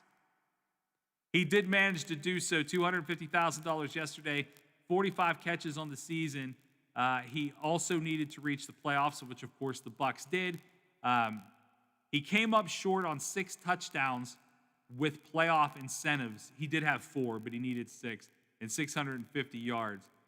Those two things, had those happened, an extra $250,000 apiece. And so when you have to put up with how aggravating of a human being Antonio Brown is, you also have to realize what a favorable contract that the Buccaneers picked him up on. I mean, what a favorable contract. When you have to hit your incentives to make as much money as you can, you are likely to go out there and play a little harder than being a guy who automatically gets $25 million deposited into your bank account every year. But you have to say, as much as he's a hateable human, AB went out there and earned his money, and good for the Bucs for bringing him in when they did on the contract that he did. By the way, Antonio Brown could still earn another $750,000. $750,000 if the Bucs make the Super Bowl. I don't see that happening, but he could. Yeah, I don't see it happening, but he could. Another couple big ones yesterday. Leonard Floyd from the Los Angeles Rams. He needed a half a sack for $1.25 million. Half a sack. He had to meet a friend at the quarterback. He didn't have to go by himself. And he did it. Good for him. And I remember yesterday watching watching his jubilant celebration after he took down the quarterback, the kid that was playing for the Cardinals yesterday, to get to the 10 sack mark. And could you imagine going out there? You're lining up. And at what point do you sacrifice the well-being of the team? And I'm not saying he did this, but you know, one half a sack, one intersection with the quarterback behind the line of scrimmage, to you personally, is worth over $1 million. Think he ever got maybe more aggressive than he was supposed to, trying to obtain that personal goal more so than looking at the welfare of the team? I'm not saying he did. I'm just saying I would. I know I would. Well, if it's a sack, it is for the welfare of the team. Well, yeah, but I mean, if you weren't supposed to go in, if you weren't supposed to go look for him, if you left somebody uncovered, and the other team gained momentum from that, I wonder how you'd get called out. I'm not saying he did it. I mean, obviously he's a great football player. All I'm saying is I would have the absolute intention of knowing I went out there and there was $1.2 million if I met a friend at the quarterback. I'm doing it every play until I get there. I don't care if we lose by 72. How could you know that you could make $1.25 million and not do it? I couldn't. I wouldn't be able to sleep at night. Like, I would just sit there and shake until I got a chance to sack another quarterback. Hell, I might sack my own quarterback. I did it. You said I had to get sacks. I sacked my own quarterback. Other big money made yesterday. Darius Smith from the Packers, $1 million bonus. Devontae Parker, he eclipsed 60 catches for 750 yards, which I think is kind of low, don't you? Yeah. 750 yards in a season is not incredibly difficult to get to. 60 catches, I mean, it's a lot of catches, but it's not 100. I thought that was a pretty good incentive for him for an extra $750,000. Tyler Lockett did it as well. Emmanuel Sanders, former Steeler, he needed 8 catches to get to his 60 catches on the season. He wound up with 9 for 63 yards, and he managed to pick up another $500,000. I mean, do you guys do anything for a living that is incentivized? I mean, a lot of people are salespeople, and so the more they sell, the more they make, and I get that, and I'm sure there's incentives to that. But if you do, I'd love to hear what it is. Like, I mean, when I remember being a kid, when they wanted to incentivize us to do things, like, oh, well, the winning classroom gets a pizza party, and we're like, that's great. Really? All we have to do is sell $4,000 worth of candy bars and we get a whole pizza party to ourselves? This is tremendous. Like, does it work like that in adult life? I mean, if somebody walked in here and was like, hey, if you do a good show today, we'll get you a pizza. Oh, we're in. You know, we're all about it.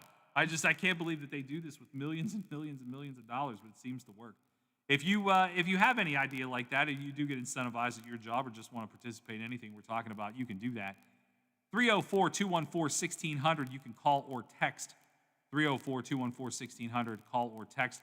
Also, thank you for joining us. I know there are a lot of people doing it, at least a few people, because I've heard from them, watching the show today live on our Facebook page, The Watchdog. All you have to do is look it up, The Watchdog, in your Facebook browser there. You can watch the show. If you want to look at my face while I'm doing it, you want to look at Bill's face, you can do that. You can do that at The Watchdog on Facebook, or just enjoy the stream anywhere from thewatchdognetwork.com. I don't know. Well, what did you ever earn for doing your job well? Nothing? Okay. So, I can't think of anything specifically for myself, but other than pizza party when I was in 8th grade. A couple other notes from the NFL that I want to hit on. Adam Gase, the New York Jets head coach, out. Do you remember when Adam Gase got that job as the Jets head coach? He was sitting in the press conference, and he was watching a fly around the room, as opposed to listening to anything that was being said about him. And it's just the funniest video that you've ever seen, because it's like, you're the head football coach. And everybody's talking about you, and you're just like staring off into space. He got let go. I mean, everybody saw it coming. The Jets stink, and they'll continue to stink. And I don't care who they draft, they're still going to stink. Although they managed to talk themselves right out, or play themselves, I guess, right out of the Trevor Lawrence sweepstakes, which, of course, is a different story altogether when you talk about college football. But to tie that together with college football, Adam Gase and Bill O'Brien, both being considered by Nick Saban, from West Virginia, of course, for the offensive coordinator job. I think if you're Saban, you steer clear from Adam Gase. Adam Gase, to me, look, I'm not a guy that you're ever going to pick to be an NFL football coach, but Adam Gase doesn't look like he knows where he is. I mean, I know that Alabama's going to get great football players from now until the end of time. Alabama will never stink at football ever in your lifetime. They're not. They're not. They're never going to be bad at football. But Adam Gase, to me, he seems like a space cadet. I don't know how you pick that guy to be your offensive coordinator, but that's the report right now, according to Bleacher Report, which gets a lot of things right. Yeah, I mean, that's a pretty reputable source. They're saying that Saban, considering both Gase and O'Brien to be the next coordinator, of course, that is going to be an opening because Bama's coordinator, Steve Sarkisian, has accepted the head coaching job at the University of Texas. So that makes a lot of sense. I mean, if you're the person that is the architect behind what Alabama's doing, playing football. Yeah. You're going to get jobs. They're good. They're real good. Watching Alabama play, as much as I'm not an Alabama guy, watching Alabama play is just, it is a delight. I mean, it is just a straight delight watching that team play football because it is well oiled. Heisman's tomorrow night. Alabama's probably going to win it in some way or another. Looks like we have a phone call, Lola. Sure do it, Bill. Hi, Bill. Welcome to the Watchdog. Yeah, thank you. Fast forward to the Super Bowl right now. If you had to pick two teams, I would pick Buffalo and Green Bay. What would you say? I'm 100% with you. I couldn't have said it better myself. I think the Bills are poised. I think they're gritty. I think they can play in any weather. I think they have the complete package. I think Allen can play football in a lot of different levels in a lot of different ways. I think he throws the ball. I think he's fearless. And I think the same of Aaron Rodgers. Rodgers has obviously a few more years on him, but argue with me that Aaron Rodgers is not the MVP of this league, or at least has to be considered one of the top two. As much as I want to see, from a personal standpoint, I want to see the Steelers in the Super Bowl, there is no way I don't want to watch the Bills and Packers play on the biggest stage. I mean, that is a good football game. I've been a diehard Bills fan for forever. Let's see. They would be 14-2 if that Hail Mary, if Arizona didn't get that Hail Mary, about 6-7 games ago. They would have the same record as Kansas City, but I think they're better than Kansas City right now. Right now, yes. I would argue the point at the beginning of the season that Kansas City is a well-oiled machine. In the last 6 weeks, Kansas City has shown that they do have some weaknesses. That now they overcome them and they win, so you can't argue with winning. I mean, Kansas City, you look at the record and you go, they win.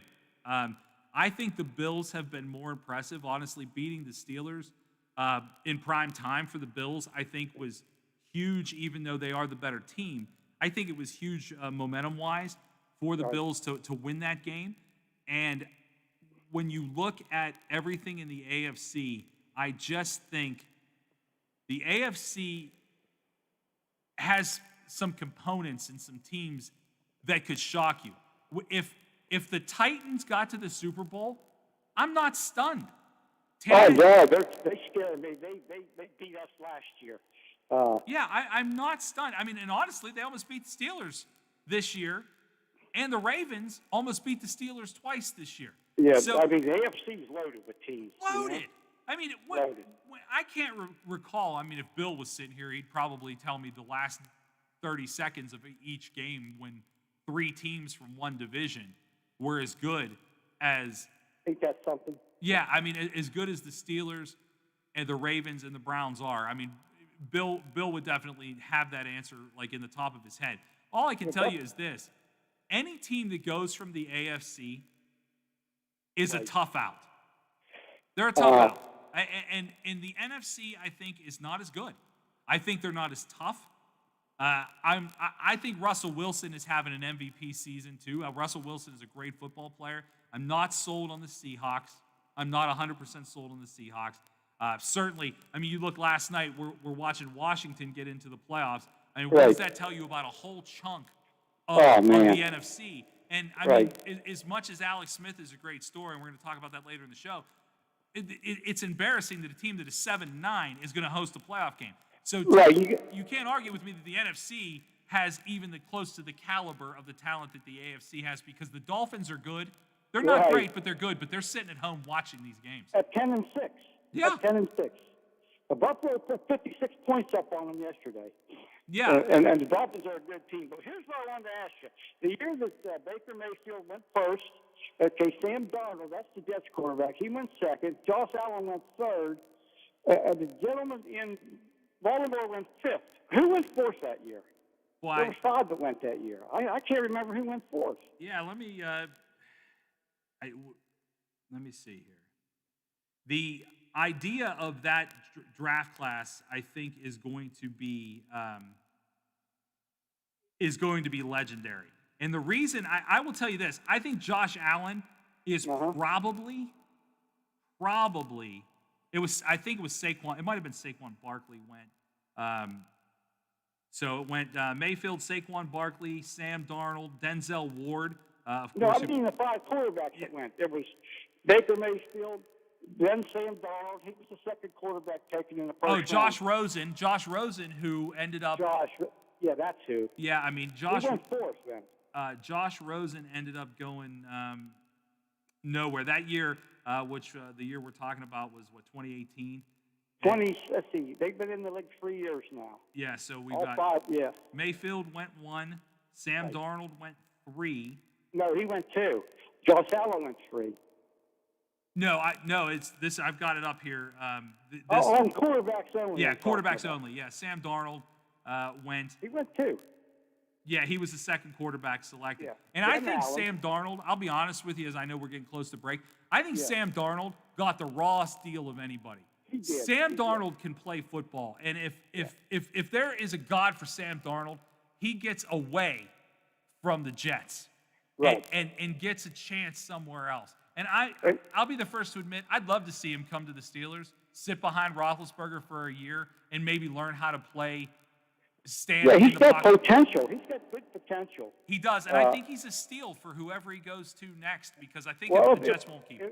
If the Jets would have got that first pick and they took that quarterback, where is he from, Auburn? He's from Clemson. Yeah, then they probably would have got rid of Darnold. But, Well, I still think it's possible, and I still think that there are this is a rich quarterback class coming out, which is why I hope the Steelers make an aggressive move to address their quarterback future, whether it's bring in a guy like Darnold or actually go out and obtain somebody through draft purposes. But I just really would like to see Darnold thrive. And I feel bad for Josh Rosen. I don't think he ever got a chance to be good, bad, or indifferent. He is I do believe, the practice squad quarterback for the Tampa Bay Buccaneers. Okay, so he has potential then too. But what's the kid's name in Baltimore? Lamar Jackson. I'm sorry to do this. We actually have to wrap up because the news is coming up here in a few minutes. I really appreciate your call. Please call back again sometime. Okay. Thank you so much. We're wrapping it up here on the Watchdog.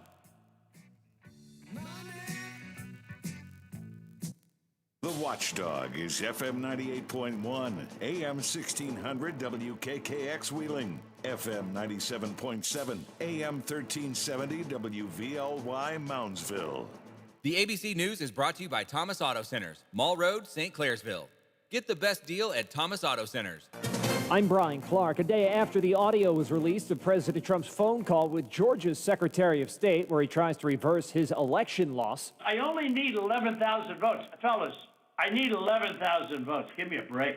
The Republican official in Georgia responsible for administering elections, Gabriel Sterling, is debunking the president's claims of fraud, acknowledging that some scattered irregularities were being investigated. We're talking handfuls, not tens of thousands. Let's remember, and I think we're all very clear on the number now, that it was 11,779. We've seen nothing in our investigations of any of these data claims that shows there's nearly enough ballots to change the outcome. President Trump is in Georgia tonight. He'll campaign for the two Republicans ahead of tomorrow's Senate runoff elections. But another Republican, Georgia's Lieutenant Governor Jeff Duncan, thinks that phone call might hurt the chances of the GOP. I can't think of a single scenario where that phone call for 62-plus minutes made any sort of difference in getting David Perdue and Kelly Loeffler reelected. President-elect Biden due to speak shortly in Atlanta. We're also getting our first look today at the pharmacist in Wisconsin accused of intentionally spoiling several hundred doses of coronavirus vaccine. Pharmacist Stephen Brandenburg made his first appearance in court on Monday. The charges of criminal damage to property in excess of $1,500 and second-degree recklessly endangering safety. Prosecutors said at the hearing Brandenburg intentionally left out more than 500 doses of Moderna's COVID-19 vaccine with the intention of ruining them over a belief that the technology behind Moderna's vaccine, called mRNA vaccines, is not safe. That's ABC's Mark Remillard. As of now, the CDC says about 4.5 million doses of vaccine have been administered in the U.S. There's another national lockdown coming to the U.K. People can only leave their homes for essential shopping and exercise, and stocks selling off down 1.25 at the close. You're listening to ABC News. It's totally normal to be constipated with belly pain, straining, and bloating again and again. No way. You could have a chronic condition called irritable bowel syndrome with constipation, or IBS-C. Linzess, or linaclotide, is a prescription that treats IBS-C in adults. Linzess works differently than laxatives to help relieve belly pain and let you have more frequent and complete bowel movements. Individual results may vary. Do not give to children less than 6, and it should not be given to children 6 to less than 18. It may harm them. Do not take Linzess if you have a bowel blockage. Get immediate help if you develop unusual or severe stomach pain, especially with bloody or black stools. The most common side effect is diarrhea, sometimes severe. If it's severe, stop taking Linzess and call your doctor right away. Other side effects include gas, stomach area pain, and swelling. Talk to your doctor today. You may be able to save on Linzess and make fewer trips to the pharmacy. See if you're eligible to pay as little as $30 for 90 days. Visit linzess.com or call 1-800-LINZESS. Sponsored by AbbVie and Ironwood Pharmaceuticals. Despite a ruling today from a British judge, the Justice Department says it will continue to seek the extradition of WikiLeaks founder Julian Assange. He faces espionage charges, and while the judge rejected the defense argument that those charges are politically motivated, she said Assange is a suicide risk. She called Assange's mental condition such that it would be oppressive to extradite him. Federal prosecutors charged him over leaked military and diplomatic documents, claiming he conspired with former Army intelligence analyst Chelsea Manning to break into a classified Defense Department system. Aaron Katursky, ABC News, New York. The production pause in the entertainment industry because of COVID-19 is getting larger.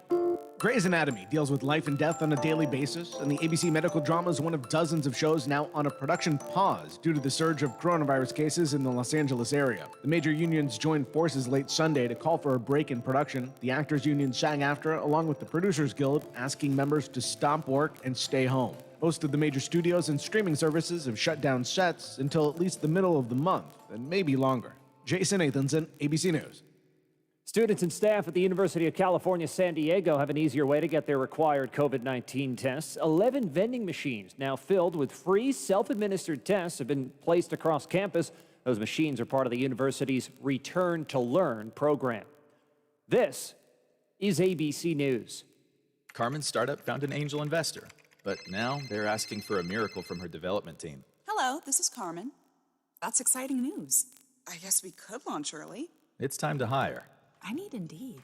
Indeed you do. The moment you sponsor a job on Indeed, you get a short list of quality candidates from our resume database. Indeed delivers 2.5 times more hires than the other branded job sites combined, according to Breezy HR 2019. Visit Indeed.com/credit and get a $75 credit for your first job post. Terms and conditions apply. Brian Clark, ABC News. For all of your IT needs, visit OmniPerforms.com. Omni Strategic Technologies, the only IT company that the watchdog trusts. A serious injury from an accident can be just the start of your worries. What if you cannot return to work? How do you take care of your family if you're disabled? At Gelner Law Offices, we represent seriously injured people and understand their problem. We know how to get you fair compensation. We will work hard to make sure you get the money you deserve for your losses. Don't go it alone. If you're hurt in an accident, call us at 304-242-2900 or visit us at gelnerlaw.com. We'd like to help. Now, during the Jim Robinson Ford Lincoln Toyota Pre-Owned Super Sale, select from over 80 vehicles in stock starting under $5,000. Most are local trades, many with one owner. Hurry to Jim Robinson at the Highlands, home of lifetime powertrain protection. Now, during the Jim Robinson Ford Lincoln Toyota Pre-Owned Super Sale, select from over 80 vehicles in stock starting under $5,000. Most are local trades, many with one owner. Hurry to Jim Robinson. Hey man, what can I get you? Yeah, can I have 2 Coors Lights? You got it. Hey Mike! I need 2 Coors Lights! Sure thing. With a taste as cold as the Rockies, only Coors Light gives you refreshment every time. Here you go. Thanks, Mike. Doing a great job. All right, 2 ice-cold Coors Lights. That's the coldest beer I've ever had. Hey, they don't call it the world's most refreshing beer for nothing. Okay, be honest with me. Do you really have the Rocky Mountains in your beer cooler? You don't believe it? Check it out. Man, that's pretty amazing. I know, right? I can't believe it myself sometimes. I mean, this cooler is only 3 feet wide. Coors Light, the world's most refreshing beer. Coors Brewing Company, Golden, Colorado. With great beer comes great responsibility. There's no room for quitters on a job site. not on the crew, and not in the toolbox. When a job gets tough, I respond with force. My Master Force tools deliver power, performance, and durability that doesn't quit. Tools like my 20-volt cordless hammer drill. The brushless motor technology in that drill gives me up to 30% more power and 1.5 times the battery life. Professionals need tools they can rely on. Master Force tools, available at Menards. Hello, everyone. From the Watchdog, I'm the Storm Tracker, Darnell Foster. With a look at your local weather forecast for your Monday. Under mostly cloudy skies, the daytime high reaches 39 degrees. The overnight low falls to just shy of the freezing mark at 31 under mostly cloudy skies. You'll see mostly cloudy conditions around for your Tuesday with highs in the upper 30s. Have yourself a great day, everyone. From the Watchdog, I'm Darnell Foster. The views and opinions expressed on the following program are not necessarily those of this station or its sponsors. It's not red. It's not blue. It's just real. Real Big Talk with Big Rick continues now on the Watchdog.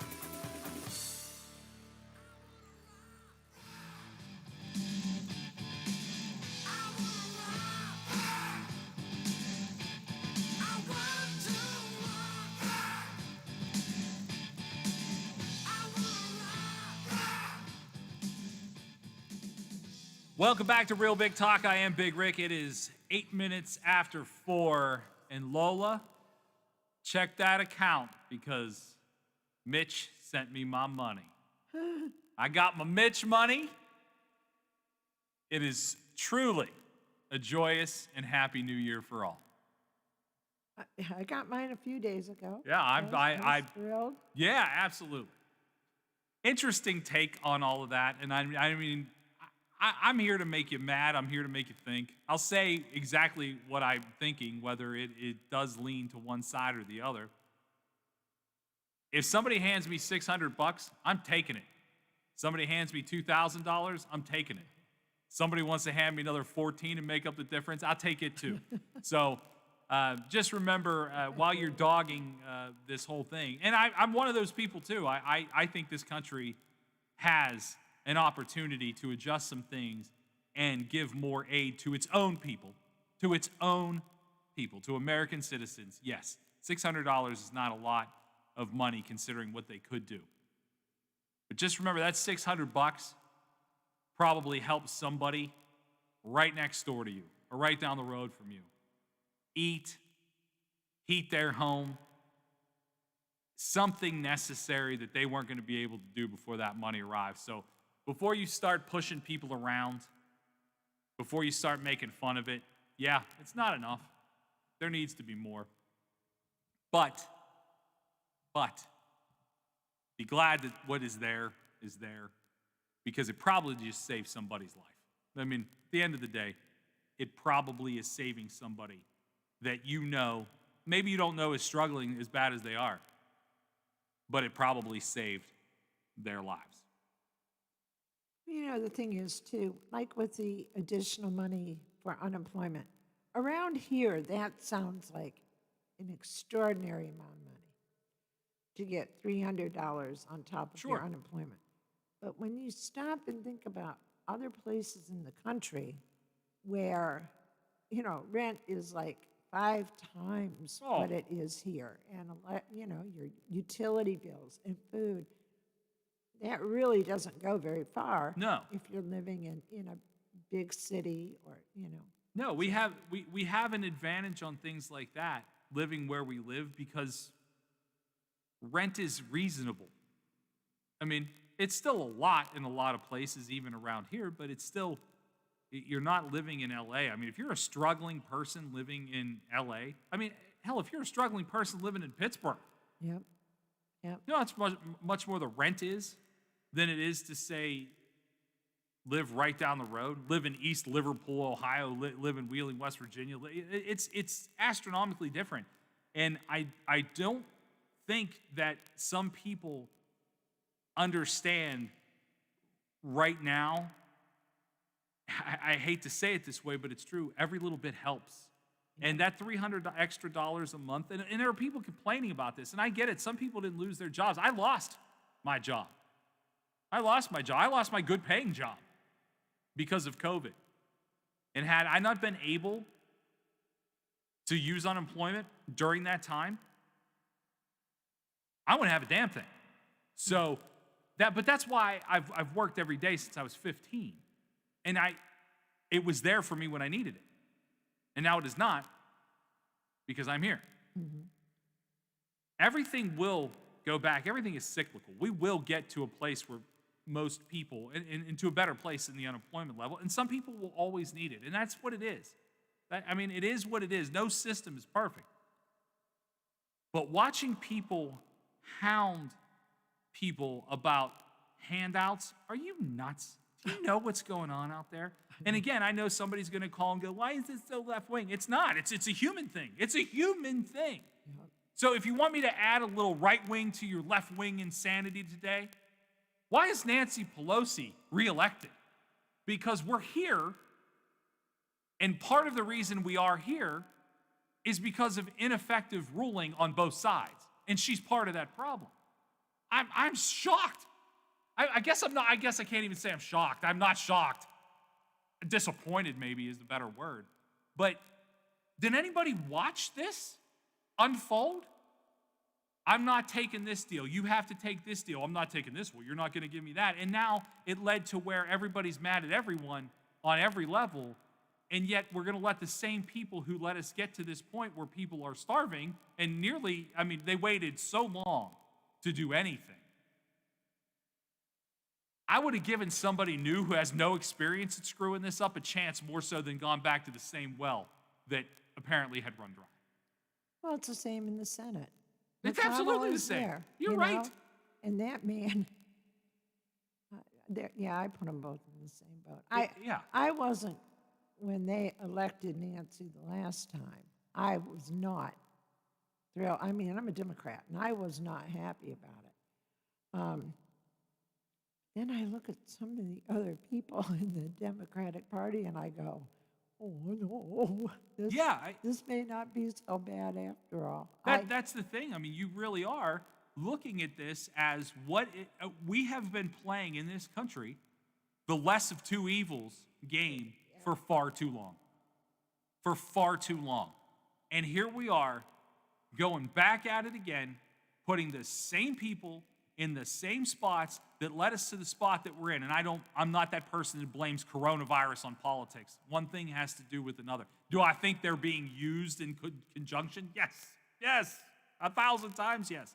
But what I know is two ineffective people who did nothing but fight while America suffered, still, I mean, maybe things changed for Mitch. I don't know. But I know that Nancy Pelosi is going to get another swing to be the Speaker of the House, and I don't get it. I don't get it. We get what we deserve. I mean, that's the truth. That's the truth. If we don't start speaking up about this stuff and making changes, we're going to continue to get what we get. Speaking of what we got one hell of a New Year's Eve party at the Greenbrier. If you haven't seen the video, it's out there in multiple places. I mean, it's all over. In fact, it's making national headlines. Governor Jim, he was at home. Guess what Governor Jim was doing? He said it in the press conference today. He was asked. I text our buddy Stephen Allen Adams from the Intelligencer because I knew he was there. And I just said, he said, it hasn't happened yet, but it's coming because he's not going to address it on his own. Guess what Governor Justice, how he rang in the new year, Lola? I have no idea. Quote, Governor Justice says he was at home on New Year's Eve watching the ball drop and watching J-Lo sing. That's exactly what I figured Jim Justice would be doing on New Year's Eve, watching J-Lo. That's what he did. Well, good. Yeah, but you know what? At least he did it safely. He did. If you haven't seen the video yet or you're not sure what I'm talking about, you can go to our news partner, WTRF.com. It is right there at the top of the page. Governor Justice addresses a big party that was had at his resort, the Greenbrier, on New Year's Eve. Someone released video of a majority of maskless people enjoying a celebration at the Greenbrier. And so here's a few thoughts on that. One, you play stupid games, you win stupid prizes. I can't tell you to not go to the Greenbrier maskless. All I can tell you is I'm not going to. I'm not going to go anywhere. Someone came in the studio earlier today and I put a mask on. You and I are separated by a window, so we aren't in the same room. I don't know why you do this. I mean, is it even if, for whatever reason,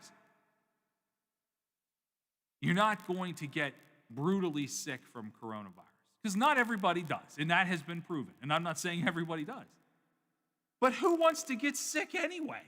Like, even if it's just like, man, it's going to slow me down for a week. I don't want to be slowed down for a week.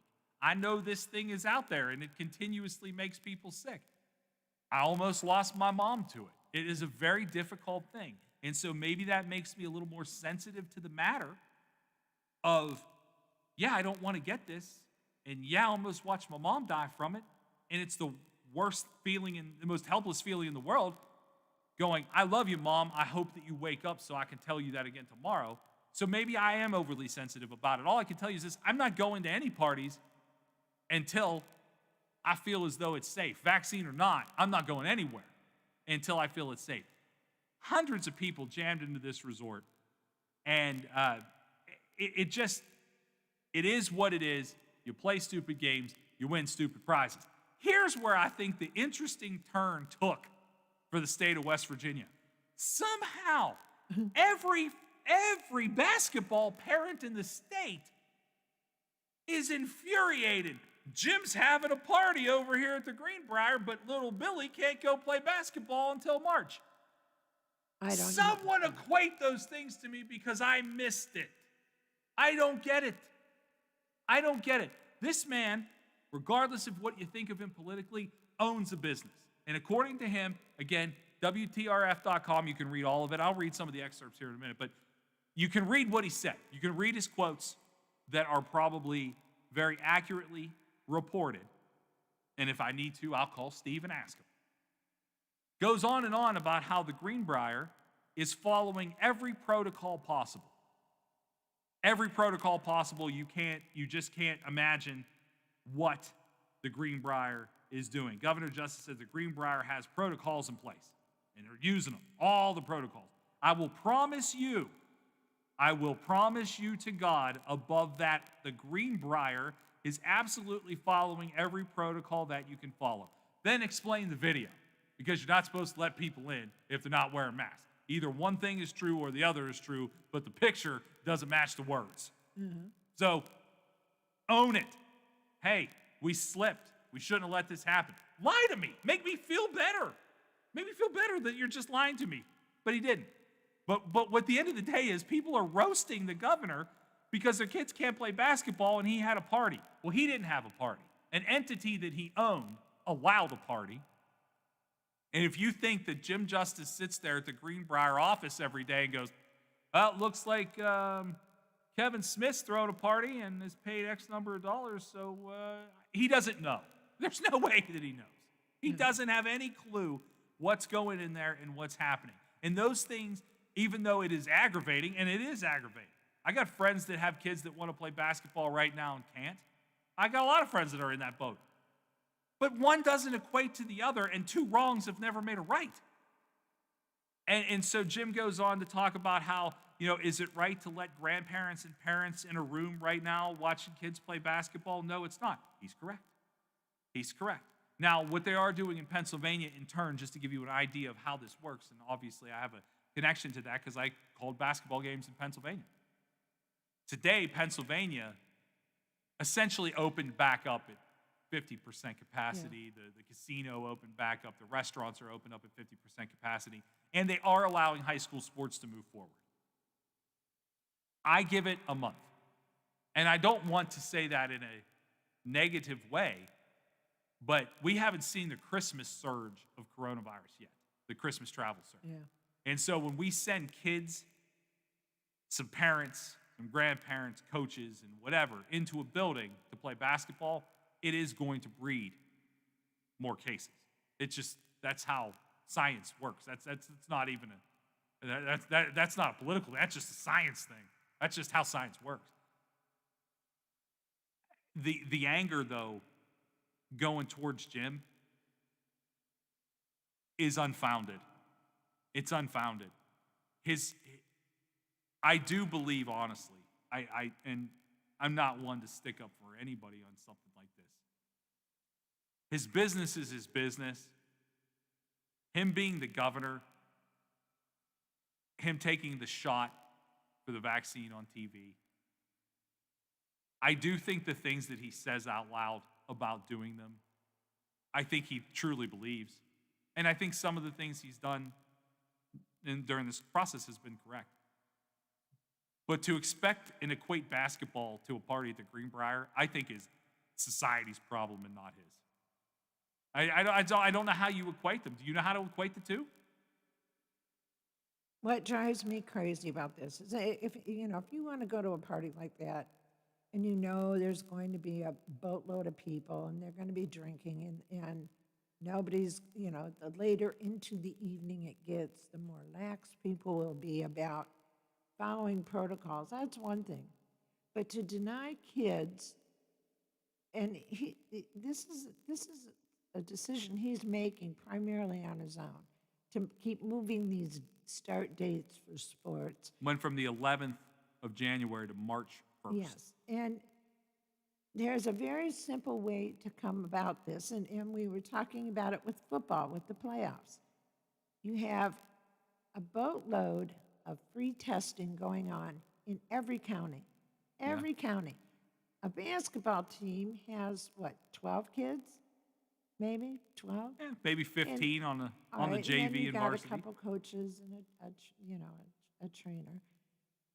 So you test them. And if somebody comes back positive, well, then that's one thing. But the kids themselves, I think for the most part, will bubble themselves. Yeah, I do too. I think playing the game means more to them than going out and getting coronavirus for sure. And so I don't understand how you can draw the line and say, well, not until March, when you don't have any proof that this stuff is spreading in the schools like wildfire. It's not. Numbers are proving that people that are turning up positive are getting it from inside their own household because somebody in the household brings it in, has gone somewhere else. Whether it's grocery shopping or to a restaurant or to a bar, it doesn't matter. So, let the kids do what they've been doing. The football teams, a lot of schools did this anyway. The kids just isolated themselves on their own without being told to do it. It's a shame that they're more mature than, the rest of us running around on the street. Boy, it's a lesson learned, isn't it? I agree with you 100%. I have seen and I know kids that would do anything to go back to school every day just to get. Not every kid loves staying home. And I think that's kind of a misconception that people have. It's like, well, these kids they're loving it. No, they hate it. I got to tell you, going to school, I wasn't great at being in school. I was great at being at school. I was great at going to lunch and hanging out in study hall and hanging with my friends and playing a little hockey and doing those things that I like to do. I was great at being there because I wanted to be around my friends. And I think a lot of kids, if they knew, hey, the way to feel like a kid again is to wear that mask and stay away from your friends 6 feet. I mean, we've seen kids long before coronavirus texting each other inside of a room. I know. They can communicate. Let them be together. And Lola brought up the idea of how many available tests there are in this state. Now, I wouldn't have the accurate number in front of me, and it was last week, or maybe it was the 18th was the last time that you and I were here together, Lola, and we talked to Steve. And Steve had mentioned that there were millions of currently unused tests that were already purchased by the state of West Virginia. That's not to say they're wasting them, so don't anybody start calling the governor's office and ask where they're being wasted. They're not necessarily being wasted, so please don't misconstrue what I said to that. It does not equate to that. What it does equate to is there are tests that are available in this state to be administered that are already paid for. And one of the ideas was, kids going back to like WVU and go back to college. And we had talked about that quite a bit at that time, Lola, that you know, to me, it's scarier about giving kids free license to say, okay, you have a negative test, go back to WVU, than it is to say, okay, kids, go back to Wheeling Central High School because you've been tested and you're safe. I actually believe that the high school kids are way more responsible by leaps and bounds. Absolutely, Then they are. I believe that you can send a bunch of tests to West Virginia University and tell the kids there, you know what, everything's fine. You don't have coronavirus. Just stay separated and don't anybody, go up and do anything stupid. Then you're just opening the floodgates. If you tell the kids at John Marshall High School, look, kids, we're going to test you, and you'll be able to go back and sit far apart in schools. You have to eat separated, but you can chat. You can get back to your lives a little bit, and hopefully we get you to basketball in the next couple of weeks. I promise you, those kids would do whatever you told them. Absolutely, At least the majority. Maybe not all of them. You can't speak for all of them. You can't speak in absolutes. But I promise you, every high school kid that is not with their friends, that is not playing hoops right now, that's not getting ready for track season and the things that they love to do and would be doing at this time of year would take the responsibility of saying, I can't hang out in this super spreader type event here because I want to play hoops on Saturday.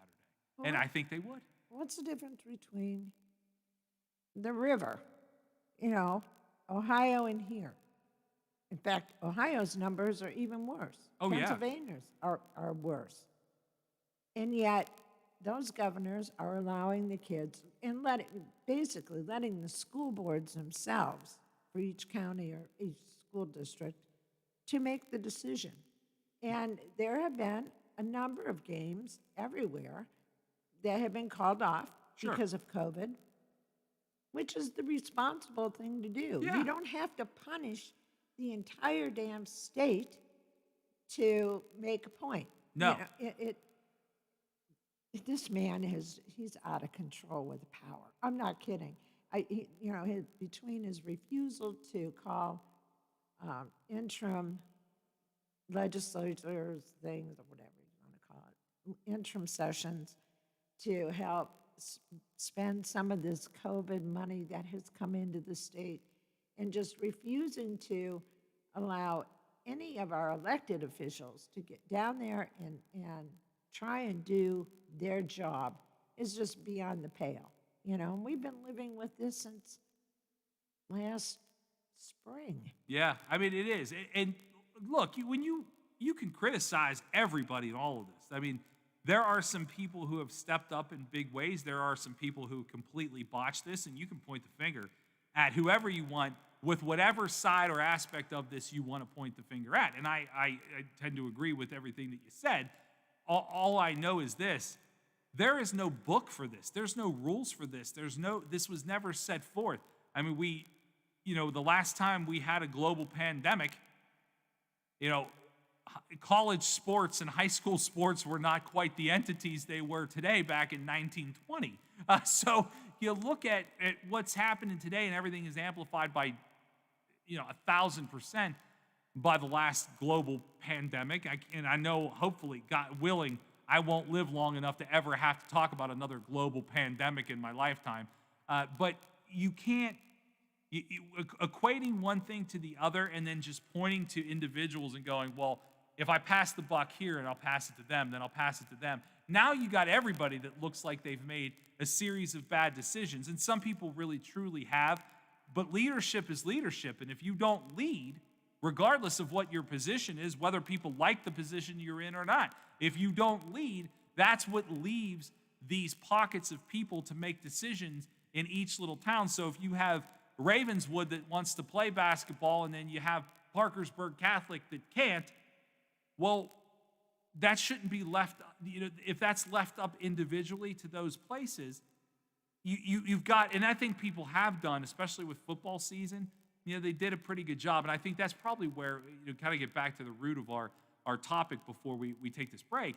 I think the root of all this anger towards justice and people not playing basketball and equating it with a party at the Greenbrier on New Year's Eve that he wasn't even at was football parents got some of what they wanted. Not all, but some. There was football in this state.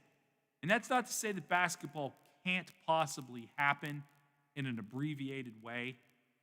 I think it's almost kind of a finger pointing to, well, they got what I wanted and I'm not getting what I wanted. And I think we're seeing that across the board for everybody who has an agenda of every kind. I mean, you can take that from phone calls to Georgia all the way down to basketball in West Virginia. If you're not getting what you want during this pandemic 2020, whatever period of time you want to refer to this as, and it'll be interesting to see what we actually call this as we move along forward in our lives. But I think that at this point, everybody is so discontent with all the things that are happening, whether it's stimulus checks or it's no basketball or it's the NFL got to play or these people get tested or vaccine this. I think we're just to the point where everybody is so over everything. Everyone has to point to anything that's not falling in their favor and go, this is your fault, because everybody needs somebody to blame. I don't necessarily agree with it, but I'm pretty sure that's what's happening out there. Coming back for our final segment, we're going to wrap it up. A little segment we'll call Happy Trails. We've got some sad news to pass along, some very cool news from a West Virginia guy as well. You're listening all to Real Big Talk right here on the Watchdog. A serious injury from an accident can be just the start of your worries. What if you cannot return to work? How do you take care of your family if you're disabled? At Gelner Law Offices, we represent seriously injured people and understand their problem. We know how to get you fair compensation. We will work hard to make sure you get the money you deserve for your losses. Don't go it alone. If you're hurt in an accident, call us at 304-242-2900 or visit us at gelnerlaw.com. We'd like to help. For all of your IT needs, visit OmniPerforms.com. Omni Strategic Technologies, the only IT company that the Watchdog trusts. This is Living Fire Chief Larry Helms, reminding everyone about the seriousness of this COVID-19 in our region during these colder weather months. This virus is spreading rapidly and can put a strain on our hospitals and emergency services. I am asking everyone to please wear a mask. It's important to make sure your mask covers your nose and your mouth at all times. Wearing a mask is one of the only defensive tactics we have to slow this virus down. Remember, wear a mask, stay apart, and wash your hands. My little girl hurt her foot and needed a doctor fast, but her physician wasn't available, and I wanted her seen as soon as possible. Then I remembered the Wheeling Hospital Urgent Care, right in downtown Wheeling at the Stone Center on Market Plaza. Open 9 a.m. to 9 p.m. every day, the center is ideal if you have a sudden sickness or injury. The doctors and nurses were great, and they also provided x-rays, a pharmacy, and lab draw station. No appointments needed, and convenient parking is nearby. Wheeling Hospital Urgent Care. They'll take good care of you. CA House Music has all the gear to make your music legendary. With all the best gear, including Fender, Epiphone, Yamaha, and more, CA House will have you rocking in no time. Get the most for your money with everyday low prices. And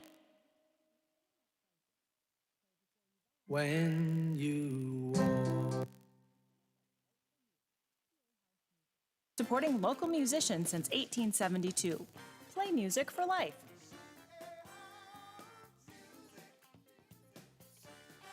Millions plan for retirement online. Estimate your future benefits, apply for retirement, and manage your benefits all from the comfort of your home. And give yourself the freedom to do what you want offline. Social Security's online services help put you in control with secure access to your information anytime, anywhere, allowing you to spend more time with family, friends, or simply just enjoying the day. Social Security, securing today and tomorrow. See what you can do online at socialsecurity.gov. Are you struggling to make payments due to an unexpected financial obligation or loss of income? Are you receiving calls from debt collectors? Are you feeling overwhelmed and unsure of what steps to take next? Then you need the experience and expertise of attorney Tom McIntyre and his staff to help guide you through these temporary hardships. Want to hear more about how Tom can help? Then call 877-456-4155 and receive a free copy of Tom's ebook, When Bad Things Happen to Good People. Tom's ebook covers many questions people have about bankruptcy and includes interesting stories about people who tried to avoid filing and people who have filed for bankruptcy. We think you'll be surprised to learn some interesting facts about bankruptcy. Call 877-456-4155. Menards has everything you need to keep your home clean. Stop in and check out our entire selection of Liveman cleaning products. Liveman has a wide variety of mops, brushes, dusters, and brooms to choose from. Pick up a 14-inch angle broom that can be used indoors and out and is great for those tough-to-reach corners. Right now, it's only $8.99. Save big money now at Menards. Prices are good until January 16th. Save big money at Menards. Managing your business can be a minefield. One step in the wrong direction, and it can feel like everything you've worked for is at risk. I always had a vision of building a team, a crew of true professionals that could handle it all, tax, insurance, and investments. Big enough to partner with Encova, but personal enough to protect your interests on the home front. I'm Gary, and this is the Glessner Group. The Metro News Update is brought to you by Thomas Auto Centers, Mall Road, St. Clairsville. Get the best deal at Thomas Auto Centers.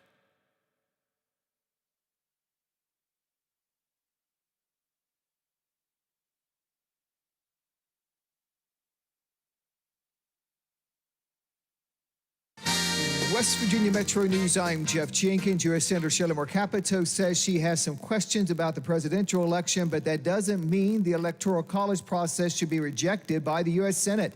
Capito was a guest earlier today on Metro News Talk Line. I do think it's a legitimate claim, no doubt, no doubt.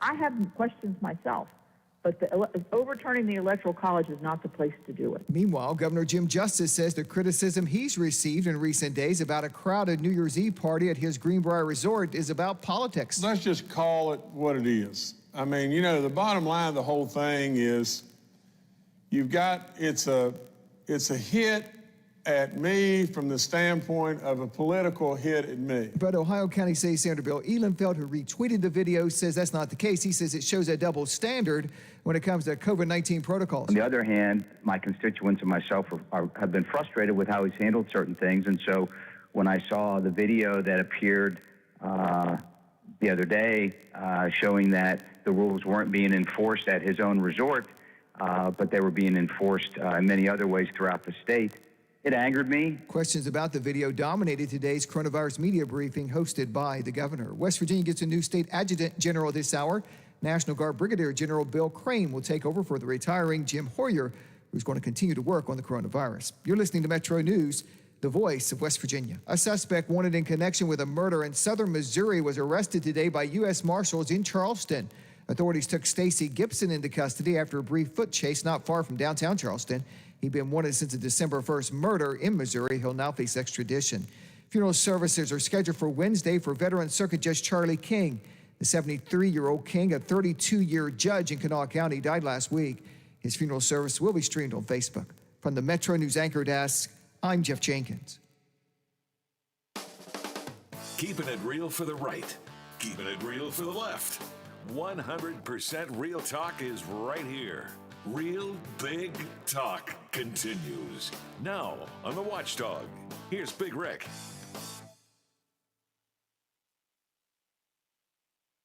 When you walk through a storm, hold your head up high and don't be afraid of the dark.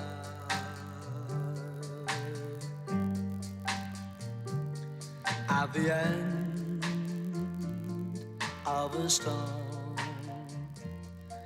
there's a golden sky and the sweet. Welcome back. Normally you wouldn't hear Jerry and the Pacemakers on a show that I was doing. But rip to Jerry from Jerry and the Pacemakers. Jerry Marsden died, 78 years old. Jerry and the Pacemakers had a lot of commercial success. They were a 60s British group. Fairy Cross, the Mersey, one of the hits. Also, You'll Never Walk Alone. He died Sunday after a short illness. It is not connected to COVID-19. He's 78. Sometimes that happens. Although I thought it was worth mentioning. Jerry and the Pacemakers, aside from their hits, also have a pretty definite pop culture reference to in the movie Wayne's World, where Wayne is buying record albums or actually Cassandra is showing Wayne record albums, and one of them was Jerry and the Pacemakers, and his line was, "These guys are so old, they probably actually have pacemakers." That was probably the biggest extent of their pop culture hit for Jerry and the Pacemakers. But from one music story that's sad to another one that's quite awesome. Little town called Glendale, West Virginia, cranked out a product named Brad Paisley. Brad making news, doing something good. As always, it seems like that's what Brad Paisley does. A guy named Buck McCoy lived on 2nd Avenue, which is where the Nashville Christmas Day bombing took place. Injured, but not obviously killed. It was an ugly incident, but could have been much worse. This guy's a musician, Buck McCoy. Brad Paisley sent him a brand new guitar, which I thought was very cool. Brad Paisley is just that guy. You know, could you be any prouder of a West Virginian or someone from your state, if you're not from West Virginia, than Brad Paisley? I mean, that guy gets it. He gets it. Sending somebody a guitar just out of niceness because he's a Nashville musician, it gets people to talk about how nice he is around the country. And the thing is, he's actually just nice. He didn't do it to seem nice. He's just nice. Dude is just nice. He and his wife, Kimberly, have started a restaurant-type grocery store that people that need food could go in and eat, no charge. It's pretty amazing. This guy, that Buck McCoy, that received this guitar, said he got this message came through on Instagram and said, "Hey, it's Brad Paisley." I was like, "These are my friends," gagging me. He thought it was fake. It's like, nope. Then Brad Paisley called him.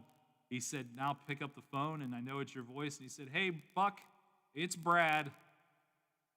Just sent him a guitar and wished him well in getting back to being a musician and doing what he does. I mean, almost teary-eyed. That's nice. Yeah, it is. I mean, we need nice stuff. I mean, we need nice stuff. And when someone does something nice, we are terrible as a society about pointing that out. We immediately run to share the negative and not the positive. So this show, as it goes every day, will be different, but it will showcase as much positivity as possible, or at least to balance out some of the things that are hard to talk about. And my goodness, that conversation we had today with those 3 ladies about human trafficking, that is a difficult conversation to have. I mean, it hurts my heart to think that it happens right here under our noses. More than you would ever know. That's the thing, Lola. I didn't know. I truly didn't know. And I don't know if that makes me just someone who doesn't pay enough attention to what's going on in the world around me. Or maybe there's just so many other things that fill our time that it's something that never gets overly pointed out. Like I said, the only time I ever see a sign about human trafficking is at an airport. If you sometimes in the in the hallway or in the bathroom, they have like the speakers going and said, "If you suspect human trafficking, please contact the nearest whatever." It's been so long since I've been able to fly that. Yeah, I mean, me too. I haven't been on it. I haven't been on an airplane since January, so a year. I haven't been on an airplane. Oh, I haven't in a year. Gone in years because we drive on vacation. Oh, well, there you go. Yeah, I mean, so, I was an avid flyer. I was living in Florida last year, and so I was flying a lot back and forth to home, and I saw it a lot. And that was really, honestly, the first time in my life that it became something that I saw regularly or heard regularly. And again, I'm not trying to go down the Epstein path and all that stuff, especially not with 15 minutes to go in the show. I'm not doing that. But you're hearing a lot more about this now than you ever did. And I think that's probably where the effective opportunity to help change it starts, is that you have to talk about it. It's gut-wrenching to think that happens. So keep in mind, that if you do suspect or know somebody who may be a victim of human trafficking, there are great services set up right here in the Wheeling area to help. Even if you're not from Wheeling, call the YWCA here in Wheeling. They obviously are set up to put you in the right direction or help somebody who you may know that is going through that. It's still, I mean, it is. It's rattling me to the core, and it's hard for me to talk about. We're worried about Larry King, Lola. Oh, yeah? Larry. Poor Larry. Larry's got the vid. I'll be honest with you. I am happy that Larry King is still around. And I don't say that disrespectfully, but Larry's been sick a lot over the last couple of years. And I mean, he has, I mean, obviously his home life has been questionable too about how that's going. Larry King was reportedly moved out of the ICU yesterday. He is still hospitalized for more than 10 days with COVID-19, 87 years old. He is at Cedars-Sinai Medical Center in LA. Boy, LA is just getting hammered with coronavirus. Oh, I know. I mean, I wonder, and I say this with all seriousness, I wonder if it continues to just get worse and worse and worse and worse and worse, if they're going to have to start, because Cedars-Sinai is the hospital in LA. I mean, that's where we're talking Anna Nicole Smith, Michael Jackson, that's where everybody that's cashed out that you've heard of in Hollywood is cashed out at Cedars-Sinai Hospital. I wonder if this COVID thing just keeps rolling and rolling and gets so bad. I wonder if they're going to have to start ranking celebrities on their value to the world to get them in there, because that hospital's full. They are already talking about having to ration care, which is not right, that a doctor or triage nurse has to make the decision, just like on a battlefield. Well, this person can be saved, this person can't, make them comfortable. And they're going to have to start doing that because, they've got people in tents out in the parking lot. They have them in conference rooms, the cafeteria, the waiting room, the pharmacy, the gift shop. There's literally nowhere else to put them. Yeah. And they're running out of oxygen, too. Yeah, I mean, there's a lot of problems, especially in LA, and I'm not valuing the celebrity life of anybody over the life of anybody in Wheeling, Pittsburgh, Parkersburg, or anywhere else. All I'm saying is I'm glad where we live, we don't have to compete with celebrity on top of needing health care, because you wouldn't get it. You go to Wheeling Hospital, they're going to open the door and they're going to treat you the best that they can, regardless of what your last name is. Yeah. You go to Cedars-Sinai Hospital in LA, you better hope you're a pretty big deal. You better hope you're on Jersey Shore. Yeah, that's probably who's getting seen. Or you got really, really good insurance. Yeah, well, I mean, that's the thing. So Larry King is their elevated risk, obviously. Larry is 87 years old. I had no idea that he was that old. I saw this over the break. It's not the newest story, but it was one that I wanted to talk about just because I was shocked, and it, again, continues to add to our mistrust of everybody.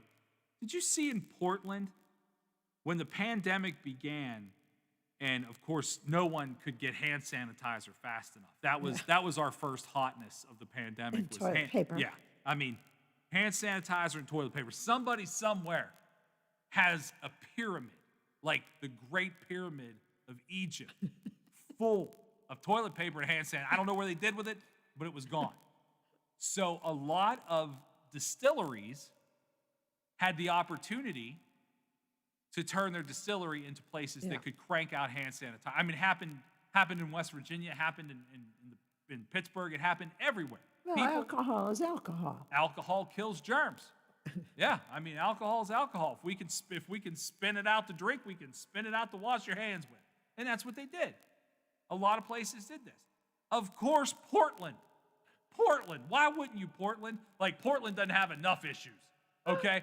Portland decided, after these distilleries stepped up and helped get hand sanitizer to all the people that needed it when we didn't know anything about coronavirus, all we knew was the hand sanitizer was the only thing that was going to save our lives, and toilet paper. Nearly a year after the pandemic started, The Food and Drug Administration was going to fine this distillery $14,000 for doing exactly what we'd hoped any business in a situation that could help would do. This is why people can't trust anything. We're going to temporarily stop making beer so we can help out, and then a year later going to try to slap us with a $14,000 lawsuit. This is a small business. And the idea of this $14,000 fine was, well, they're not paying the fees that are associated with big corporations that they pay to crank out hand sanitizer. No, because they're just a small business and they're human, and they figured out how to help. Sorry, they're not Johnson & Johnson, but, Jim's Distillery here is doing the best that they can, trying to help other people, and you want to sue them for $14,000? Luckily, thank God, this was figured out that it was just bureaucratic idiocy, and they're not going to be fined. I think about all the small businesses right now that would do anything just to make sure they can make payroll. And here's somebody, how you puff out your chest and you know what I'm going to do today? That little distillery down on 4th Avenue and MLK was cranking out hand sanitizer to help people. I think when I get up in the morning, I'm going to write up some ridiculous bureaucratic paperwork and go tell them. That's because bureaucrats are tiny little people. That to me is cartoon villainous. Yeah. That's Cruella de Vil. Dastardly. Yeah, exactly. Curl my mustache while I go do the damn dumbest thing I can think of, which is go after a small business in the middle of a pandemic who tried to help fellow citizens. Rest assured, no matter what I do in the rest of my life, Lola, I promise this to you today, the 4th of January, 2021, I will never live in Portland. Ever. I hate the West Coast. I hate it. And that's why, honestly, that's just a small reason why, but it's just for a million reasons. It's just not my place. I just don't want to ever go there. Well, I wonder who turned them into the FDA. The FDA is not, they don't have offices in every major city. Somebody had to have snitched on them. And just remember, snitches get stitches. And end Somebody up in had ditches. to have turned them in. Yeah, and I read the article, and it doesn't... It doesn't name the offender? Well, the FDA, is the one that actually brought it up. And the last part of the story says, thankfully, after a major public outcry, it took people like us complaining all over the country for the FDA. Now, you're telling me the FDA has nothing else to do now? I guess not. Because last time I read it, it was the Food and Drug Administration. Right now, we got food and drug distribution issues we should probably work on, and you're worried about... Get on the AstraZeneca thing, please. Yeah. Come on, dude. Yeah, I was going to say, maybe you put a little more time into, creating the opportunity for another vaccine to come in here and end this pandemic. But no, you chased down Jim's Distillery on 4th Avenue and MLK in Portland for $14,000 because you didn't like the fact that they were getting away with something that other people have to pay big money to do. Embarrassing. I don't know. I was shocked by that, and I wanted to get my anger and frustration. Shocked, I tell you. Shocked. I was shocked that that's a thing that people would do. As we get ready to wrap up the show today, first of all, thanks to everybody that called. It was nice to have some participation. You are always welcome to call. I am not here to make fun of you. I am not here to not honor and value your opinion. What I am here to do, and Lola is here to do, to help me do, because Lola's really the backbone of this, is to make you think about something and call it what it is. Sometimes everything you see, everything you read, everything that someone tells you isn't accurate. And so I read as much as I can, and I listen to as much as I can, and I try to give you facts not based on my political affiliation to anything, but just if something doesn't make sense, I'm going to say it doesn't make sense. And it has nothing to do with my patriotism or my love of doing what I do. We're here to talk. This is a talk station.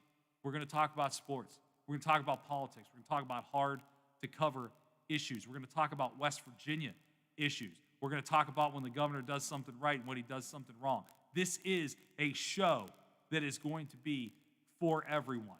And if I make you mad, I'm not sorry. But if I make you think, I've done my job. And I want it always to be that way as we move into this new era of me being here every day. And I'm very thankful to do that. Keep the number in your phone. You can call and text at any time, 304-214-1600, 304-214-1600. Also, thewatchdognetwork.com is our online home. We do have a TuneIn Radio app that you can get on your smartphone, whether you would do that via Android or Apple, and you can watch this show live as it happens daily and go back and listen to it if you can't get to it while we're on from 2 to 5 on the Facebook page for the Watchdog. We talked a lot about football today. I want to give you the rundown of sports for the week here on the Watchdog. Of course, tonight we have men's basketball, WVU at Oklahoma State. That's going to start at 8, correct? Pre-game starts at 8. The game is tip-off is 9 o'clock. Yeah, so we've got 8 o'clock pregame today on the Watchdog for WVU. Last venture out for WVU basketball, ugly first half, great second half, couldn't win the game, but a nice effort for the Mountaineers. Of course, Thursday we'll hear Coach Huggins tell you all about it, 7 o'clock here on the Watchdog. More basketball coming up on Saturday, and the big game of the NFL weekend, we do believe will be right here. Sunday night, 8:15, Steelers v. Browns. For Lola Miller, I'm Big Rick. Thank you for joining me for the very first edition of Real Big Talk with Big Rick. We'll talk to you guys tomorrow at 2 o'clock.